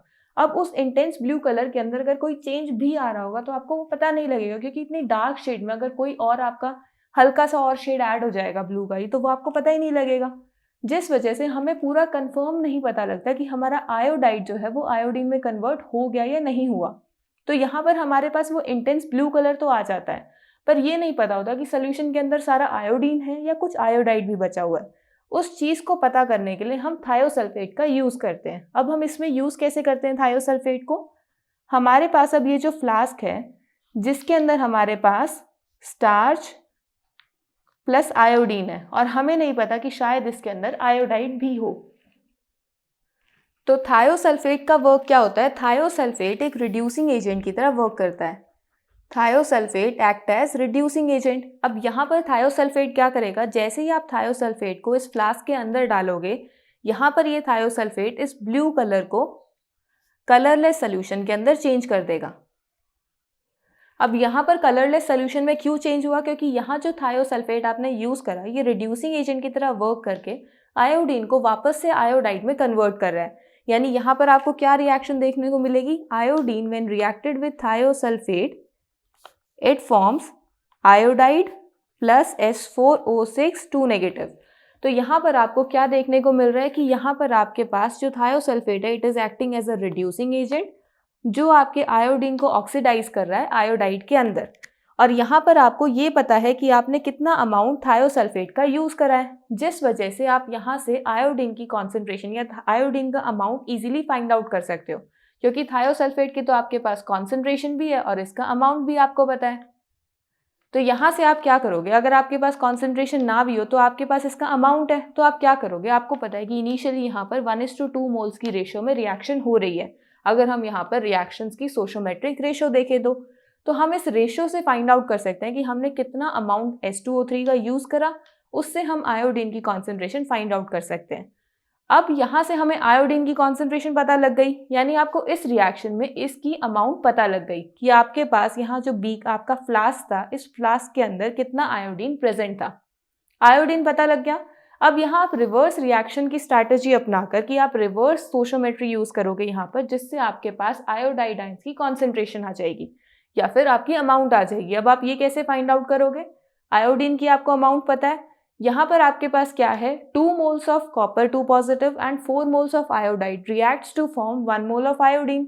तो आपके 4 moles iodide 1 mole of iodine को फॉर्म कर रहे हैं, तो यहाँ पर आपके पास रेशियो क्या है 4:1। तो यहाँ आपके पास जितनी भी अमाउंट आयोडीन की आएगी उससे आप इसके मोल्स फाइंड आउट कर लोगे, जिसकी हेल्प से आप यहाँ से आयोडाइड के मोल्स फाइंड आउट कर सकते हो। और फिर उसके बाद आप अपनी नॉर्मल मोलारिटी का फॉर्मूला यूज करके इसकी कॉन्सेंट्रेशन फाइंड आउट कर सकते हो। तो इस तरीके से हम थायोसल्फेट को यूज करते हैं टाइट्रेशन के अंदर, जिससे हमारे पास हमें आयोडाइड के सोल्यूशन की कॉन्सेंट्रेशन फाइंड आउट होती है। अब इस टाइट्रेशन के अंदर हमें एंड पॉइंट क्या ऑब्टेन होता है कि हमारे पास जो हमारा ब्लू कलर का सोल्यूशन होता है वो कलरलेस सोल्यूशन के अंदर चेंज हो जाता है, और ये है हमारे अपने इस टाइट्रेशन का एंड पॉइंट। इस तरीके से हम थायोसल्फेट को टाइट्रेशन में यूज करते हैं। आज के लेक्चर के बेसिस पर एनसीईआरटी में कुछ प्रॉब्लम्स गिवन है। अब उन प्रॉब्लम्स को 1 बाय 1 स्टडी करते हैं और देखते हैं कि उस प्रॉब्लम्स में एनसीईआरटी ने हमसे क्या पूछा है। प्रॉब्लम नंबर 7.8 में क्या पूछा है, right net ionic equation for the reaction of K2Cr2O7 with Na2S2O3। हमें आयनिक इक्वेशन लिखनी है यहाँ पर K2Cr2O7 और Na2S2O3 के बीच में, जो हमें रिजल्ट यानी प्रोडक्ट्स देते हैं chromium 3 positive ions and sulphate ions. तो हमारे पास यहाँ रिएक्शन कैसी हो रही है, आयनिक सोल्यूशन है तो आप सिर्फ आयनिक रिएजेंट्स को ही कंसिडर करोगे, यानी chromate reacts with sulfite ions and gives us chromium ion plus sulfate ions. अब ये जो रिएक्शन हो रही है एसिडिक सोल्यूशन में हो रही है, which means H positive ions की प्रेजेंस में हो रही है। अब हमें क्या करना है, ये हमने रिएक्शन तो लिख दी, तो आप कहोगे कि मैम इक्वेशन तो हमने लिख दिया, यही क्वेश्चन में पूछा था। नहीं, आपको यहाँ पर इस इक्वेशन को बैलेंस करके लिखना है, तभी तो आपकी ये वाली जो इक्वेशन है ये प्रॉपर होगी। जब हम इस इक्वेशन को बैलेंस करेंगे तो हमारे पास तो दो मेथड्स हैं, या तो हम ऑक्सीडेशन नंबर मेथड से जाएं या फिर हाफ रिएक्शन मेथड से जाएं। अभी हम इसको हाफ रिएक्शन मेथड से करते हैं। हाफ रिएक्शन मेथड से हम क्या करेंगे, इसको हम दो हाफ्स में डिवाइड कर देंगे। आप चाहो तो इसको ऑक्सीडेशन मेथड से भी जा सकते हो, ऑक्सीडेशन मेथड यूज करके भी इस रिएक्शन को बैलेंस कर सकते हो। अब हमारे पास हाफ कौन से हैं, हमें अलग से दिख रहा है, हमें रिडक्शन और ऑक्सीडेशन चेक करने की जरूरत नहीं है। सल्फर वाला हाफ अलग दिख रहा है और क्रोमियम वाला हाफ अलग दिख रहा है। तो यहाँ पर हम पहले फर्स्ट हाफ कंसिडर करते हैं। फर्स्ट हाफ में आपके पास है Cr2O7 2 negative which provides chromium 3 positive ions। अब यहाँ पर सबसे पहले हमें ऑक्सीजन एटम्स और हाइड्रोजन एटम्स को छोड़कर बाकी जितने भी एलिमेंट्स हैं उन्हें बैलेंस करना होता है स्टेप 1 में। तो आपके पास क्रोमियम लेफ्ट हैंड साइड पर 2 हैं और राइट हैंड साइड पर सिर्फ 1 है, तो हमारे पास क्या होगा, हम इसको 2 से मल्टीप्लाई कर देंगे। नेक्स्ट स्टेप होता है हमारा ऑक्सीजन को बैलेंस करना। अब ऑक्सीजन हम बैलेंस कैसे करते हैं, bye adding the number of same number of water molecules towards the deficient side. यहाँ पर आपके लेफ्ट हैंड साइड तो 7 ऑक्सीजन एटम्स हैं, पर राइट हैंड साइड तो एक भी नहीं है, विच मीन्स हम यहाँ पर 7 वाटर मॉलिक्यूल्स ऐड करेंगे। नेक्स्ट हम बैलेंस करते हैं हाइड्रोजन एटम्स को। Right hand side you have 14 hydrogen atoms, but left hand side तो एक भी नहीं है, और उसको हम बैलेंस कैसे करते हैं एसिडिक सोल्यूशन के अंदर, bye adding the same number of H positive ions. अब सारे एलिमेंट्स बैलेंस हो गए हैं एक्सेप्ट द चार्ज। अब आपको चार्ज बैलेंस करना है। अब आप चार्ज कैसे बैलेंस करोगे, bye adding the number of electrons. यहाँ पर आपके पास -2 + 14 12 नेगेटिव चार्ज है, और यहाँ आपके पास +6 पॉजिटिव चार्ज है, विच मीन्स अगर आप यहाँ पर 6 इलेक्ट्रॉन्स को ऐड कर दोगे तो आपके पास दोनों तरफ चार्ज इक्वल हो जाएगा, इधर भी 6 पॉजिटिव और इधर भी 6 पॉजिटिव। तो इस तरीके से हमने फर्स्ट हाफ तो हमारी रिएक्शन का बैलेंस कर लिया है। अब सेकेंड हाफ हमारे पास क्या है, SO3 2 negative forms SO4 2 negative. सबसे पहले ऑक्सीजन और हाइड्रोजन को छोड़ के बाकी एलिमेंट्स बैलेंस करने हैं, वो हमारे ऑलरेडी बैलेंस्ड है। अब हमें बैलेंस करना है number of oxygen atoms. Right hand side आपके पास 4 ऑक्सीजन एटम्स है और लेफ्ट हैंड साइड 3 है, which means left hand side हमारे पास 1 ऑक्सीजन एटम से डेफिशिएंट है, तो हम यहाँ पर 1 वाटर मॉलिक्यूल ऐड कर देंगे। नेक्स्ट हमें बैलेंस करने हैं hydrogen atoms. Left hand side आपके पास 2 हाइड्रोजन एटम्स है, राइट हैंड साइड एक भी नहीं है, तो हम यहाँ पर 2H पॉजिटिव ऐड करेंगे और फिर चार्ज बैलेंस करेंगे by adding 2 electrons towards the right hand side. जब आप यहाँ पर चार्ज बैलेंस करोगे तो आपको 2 electrons right hand side add करने होंगे। अब हमें नेक्स्ट क्या करना होता है, इन दोनों रिएक्शंस को ऐड करना होता है ताकि हमारी एक ओवरऑल इक्वेशन आए। पर ऐड करने से पहले हमें इन इलेक्ट्रॉन्स को भी तो इक्वेट करना होता है, इक्वल करना होता है। अब ये इक्वल कैसे आएंगे, जब आप इस रिएक्शन को 3 से मल्टीप्लाई करोगे, क्योंकि 3 2 क्या होता है 6। तो अब आप इस रिएक्शन को और इस रिएक्शन को जब इक्वल्स ऐड करोगे तो आपके पास क्या रिएक्शन आएगी, सबसे पहले reactants Cr2O7 2 negative plus 14H positive plus 6 electrons plus यहाँ हमने 3 से मल्टीप्लाई करा है, सो 3SO3 2 negative plus 3 water reacts to form 2Cr plus 3 plus 7 water molecules plus यहाँ 3 से मल्टीप्लाई करा है तो 3SO4 2 negative plus 6H positive plus 6 electrons. अब जो भी कॉमन आ रहा है उसे हम यहाँ से हटा देंगे और बाकी ओवरऑल रिएक्शन लिखेंगे। 6 इलेक्ट्रॉन से 6 इलेक्ट्रॉन्स कैंसिल, यहाँ पर 6H पॉजिटिव से ये 14 में से 8 बच जाएंगे, ये 3 वाटर मॉलिक्यूल्स में से यहाँ से 4 बच जाएंगे।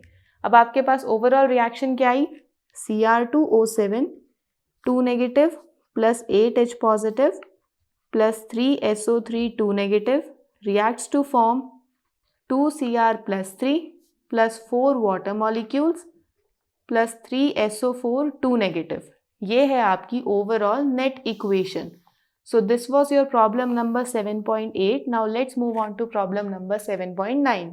प्रॉब्लम नंबर 7.9 में क्या पूछा है, permanganate ion reacts with bromide ion in basic medium to give manganese dioxide and bromate ion, write the balanced ionic equation for the reaction. यहाँ पर आपका permanganate ion means MnO4 negative reacts with bromide ions which is Br negative, और ये आपकी reaction हो रही है basic medium में that is in presence of OH negative, और आपको मिल रहा है manganese dioxide. Step by step हम अपनी रिएक्शन लिखते जाएंगे, plus bromate ion, bromate ion होते हैं आपके पास BrO3 नेगेटिव। अब यहाँ पर आपको ध्यान रखनी है एक चीज़, यहाँ तो हमें बेसिक मीडियम दे रखा है, पर कभी कभार क्वेश्चन में नहीं गिवन होता, तो आपको कैसे पता लगेगा? आपका जो पर मैंगनेट आयन है ना, ये एसिडिक और बेसिक मीडियम दोनों में अलग अलग रिएक्शन देता है। अगर आपके पास एक एसिडिक मीडियम है, दूसरा बेसिक मीडियम है, एसिडिक मीडियम में ये MnO4 नेगेटिव से Mn+2 में कन्वर्ट होता है, और बेसिक मीडियम में manganese dioxide that is MnO2 में कन्वर्ट होता है। तो यहाँ पर आपके पास +7 ऑक्सीडेशन स्टेट से +2 और +4 ऑक्सीडेशन स्टेट में आपको चेंज ऑब्जर्व होता है। पर ये आपको ध्यान रखना है, ये है आपके पास एसिडिक सोल्यूशन और ये है आपके पास बेसिक सोल्यूशन। अब क्वेश्चंस में कभी कभार या तो सोल्यूशन गिवन नहीं होता, या फिर आपके पास ये सब्सटेंस गिवन नहीं होता, सोल्यूशन गिवन होता है। सोल्यूशन के बेसिस पर आप इनको इंटरचेंज करके लिख सकते हो। जैसे अगर आपको बोल दिया कि आपके परमैंगनेट और ब्रोमाइड आयंस की रिएक्शन हो रही है, प्रोडक्ट में आपको bromate ion plus basic medium में मैंगनीज का भी सॉल्ट मिल रहा है, तो बेसिक मीडियम में आपको मैंगनीज डाइऑक्साइड ऑब्टेन होगा। या फिर आपको दे दिया होगा कि मैंगनीज डाइऑक्साइड और ब्रोमेट आयन मिल रहा है, अब रिएक्शन को बैलेंस करो। अब बैलेंस करने के लिए हमारे पास इसका मीडियम भी तो होना चाहिए, तो मैंगनीज डाइऑक्साइड हमारा बेसिक मीडियम में होता है, तो हमें पता लग जाएगा कि सोल्यूशन का बेसिक मीडियम है। तो अब हम इस रिएक्शन को बैलेंस करेंगे। हमारे पास 2 मेथड है, दोनों में से आप किसी को भी चूज कर सकते हो। लास्ट हमने हाफ रिएक्शन मेथड से करा था, तो यहाँ हम ऑक्सीडेशन नंबर मेथड को यूज करेंगे। ऑक्सीडेशन नंबर मेथड यूज करने के लिए आपके पास सारे एलिमेंट्स की ऑक्सीडेशन स्टेट्स होनी चाहिए, जो आप फाइंड आउट कर सकते हो ऑक्सीडेशन रूल्स को यूज करके। अब यहाँ पर हमारे पास फर्स्ट स्टेप क्या होता है, सबसे पहले आपको उन एलिमेंट्स को आइडेंटिफाई करना होता है जिसमें आपको ऑक्सीडेशन नंबर में कोई चेंज ऑब्जर्व हो रहा है। तो हमें एक चेंज ऑब्जर्व हो रहा है मैंगनीज के अंदर, और सेकेंड चेंज मुझे ऑब्जर्व हो रहा है ब्रोमाइड आयंस के अंदर। अब यहाँ पर हमें उन एटम्स को बैलेंस भी करना होता है जिनके अंदर हमें चेंज ऑब्जर्व हो रहा है, और वो एटम्स हमारे ऑलरेडी बैलेंस्ड है। Next moving on to the extent of change. अब यहाँ पर हमें +7 से +4 ऑब्टेन हो रहा है, विच मीन्स आपको यहाँ पर 3 का चेंज मिल रहा है फॉर 1 एटम, तो आपके पास यहाँ एक्सटेंट ऑफ चेंज कितना आया 3। सिमिलरली यहाँ पर आपका -1 से 5 जा रहा है, 6 का change for 1 atom that is 6। तो यहाँ पर मुझे एक्सटेंट ऑफ चेंज 6 ऑब्जर्व हो रहा है, यहाँ मुझे एक्सटेंट ऑफ चेंज 3 ऑब्जर्व हो रहा है। नेक्स्ट हमारे पास होता है इन एक्सटेंट ऑफ चेंज को इक्वल करना by doing the cross multiplication. तो यहाँ पर मैं क्या करूँगी, इसको 2 से मल्टीप्लाई करूँगी, तो मेरे पास यहाँ दोनों का जो एक्सटेंट ऑफ चेंज है वो सेम आ जाएगा। मल्टीप्लाई करने के बाद हमारे पास एक नई इक्वेशन बनेगी, वो इक्वेशन हमें यहाँ पर लिखनी है कि वो हमारे पास इक्वेशन क्या आएगी। तो जब आप अपनी इस इक्वेशन को 2 से मल्टीप्लाई करोगे तो आपके पास इक्वेशन बनेगी 2MnO4 negative plus Br negative reacts to form 2MnO2 plus BrO3 negative. अब यहाँ पर आपके पास आपके जो एलिमेंट्स हैं except the oxygen and hydrogen वो सब बैलेंस्ड हैं। अब आपको यहाँ बेसिक मीडियम में ऑक्सीजन और हाइड्रोजन को बैलेंस करना है। सो लेफ्ट हैंड साइड आपके पास 2 4s are 8 ऑक्सीजन एटम्स हैं, राइट हैंड साइड आपके पास 3 + 4 7 ऑक्सीजन एटम्स हैं, which means right hand side आपके पास एक ऑक्सीजन एटम की डेफिशिएंसी है, तो यहाँ पर आप एक वाटर मॉलिक्यूल ऐड कर दोगे। नेक्स्ट है आपके पास hydrogen atoms, right hand side आपके पास 2 हाइड्रोजन एटम्स है, लेफ्ट हैंड साइड एक भी नहीं है। बेसिक मीडियम में हम हाइड्रोजन एटम को बैलेंस कैसे करते हैं, bye adding the same number of water molecules on the deficient side and then adding the same number of OH negative ions on the opposite side। तो इस तरीके से हमने इस इक्वेशन को बैलेंस कर दिया। अब यहाँ पर आपके पास सारे एलिमेंट्स बैलेंस्ड हैं और सारा चार्ज भी बैलेंस्ड है। जब आप इस रिएक्शन को ओवरऑल लिखोगे तो यहाँ पर आपको एक वाटर मॉलिक्यूल दोनों तरफ वाटर दिख रहा है, तो ये थोड़ा सा कन्वीनियंट नहीं है एक्सप्रेस करने के लिए। तो हम यहाँ से क्या करेंगे, इस रिएक्शन में कॉमन कैंसिल कर देंगे और मेरे पास ओवरऑल रिएक्शन आएगी 2 moles of MnO4 negative reacts with 1 mole of Br negative in presence of water in basic medium and provides 2 moles of MnO2 plus 1 mole of BrO3 negative plus 2 OH negative ions. ये है आपके पास आपकी final net balanced ionic equation for the reaction. So this was your problem number 7.9. Now let's move on to problem number 7.10. Problem number 7.10 में क्या पूछा है, MnO4 negative in basic solution oxidise iodide ions to form iodine and MnO2, write the balanced ionic equation to represent this redox reaction.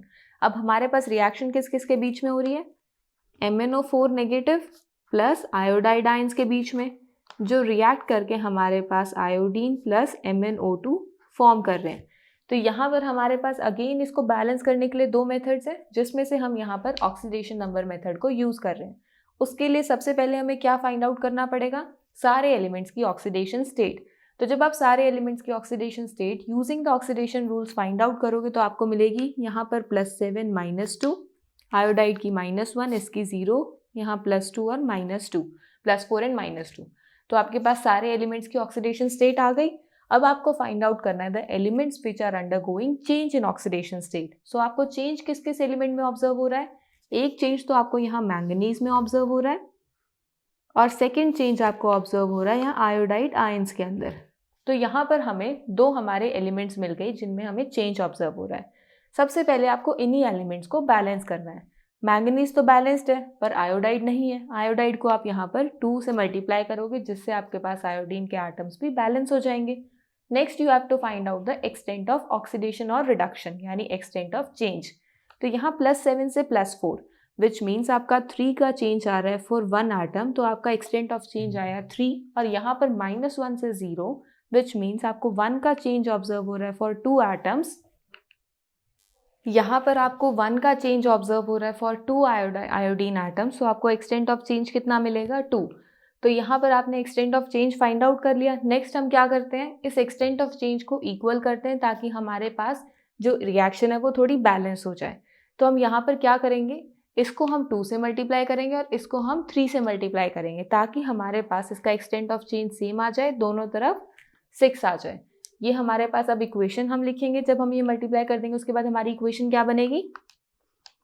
2MnO4 negative plus 6I negative reacts to form 3I2 plus 2MnO2। ये आपके पास reaction आएगी। अब इस reaction के अंदर आपके सारे एलिमेंट्स बैलेंस्ड है except the oxygen and hydrogen. तो सबसे पहले हमें ऑक्सीजन एटम बैलेंस करना है। लेफ्ट हैंड साइड आपके पास 2 4s are 8 ऑक्सीजन एटम्स हैं and right hand side 4 oxygen atoms हैं। तो आप यहाँ पर क्या करोगे? 4 वाटर मॉलिक्यूल्स ऐड कर दोगे। Next you have to balance the hydrogen atoms. Basic solution के अंदर आप हाइड्रोजन एटम कैसे बैलेंस करते हो? राइट हैंड साइड 8 है, लेफ्ट हैंड साइड 1 भी नहीं है। By adding the same number of water molecules to the deficient side and by adding the same number of OH negative ions to the opposite side. ये हमारे पास अब hydrogen भी balance हो गया। यहाँ पर हमारे पास अब सब कुछ बैलेंस्ड है इंक्लूडिंग द चार्ज। अब हमारे पास एक बैलेंस्ड इक्वेशन है बट दोनों तरफ water, not a convenient way to express. तो हम यहाँ से जो हमें कॉमन लग रहा है वो कैंसिल कर देंगे। 4 वाटर मॉलिक्यूल्स यहाँ से कैंसिल होके 4 बच जाएगा। तो अब आपके पास ओवरऑल रिएक्शन क्या बनी? 2MnO4 negative plus 6I negative plus 4 water reacts to form 3I2 plus 2MnO2 plus 8 OH negative. यानी आपके पास ये आपकी नेट बैलेंस्ड आयनिक इक्वेशन है for this redox reaction and this was your problem number 7.10। और इसी के साथ हमारा आज का टॉपिक होता है ख़त्म। आई होप आपको समझ आया होगा। Thank you.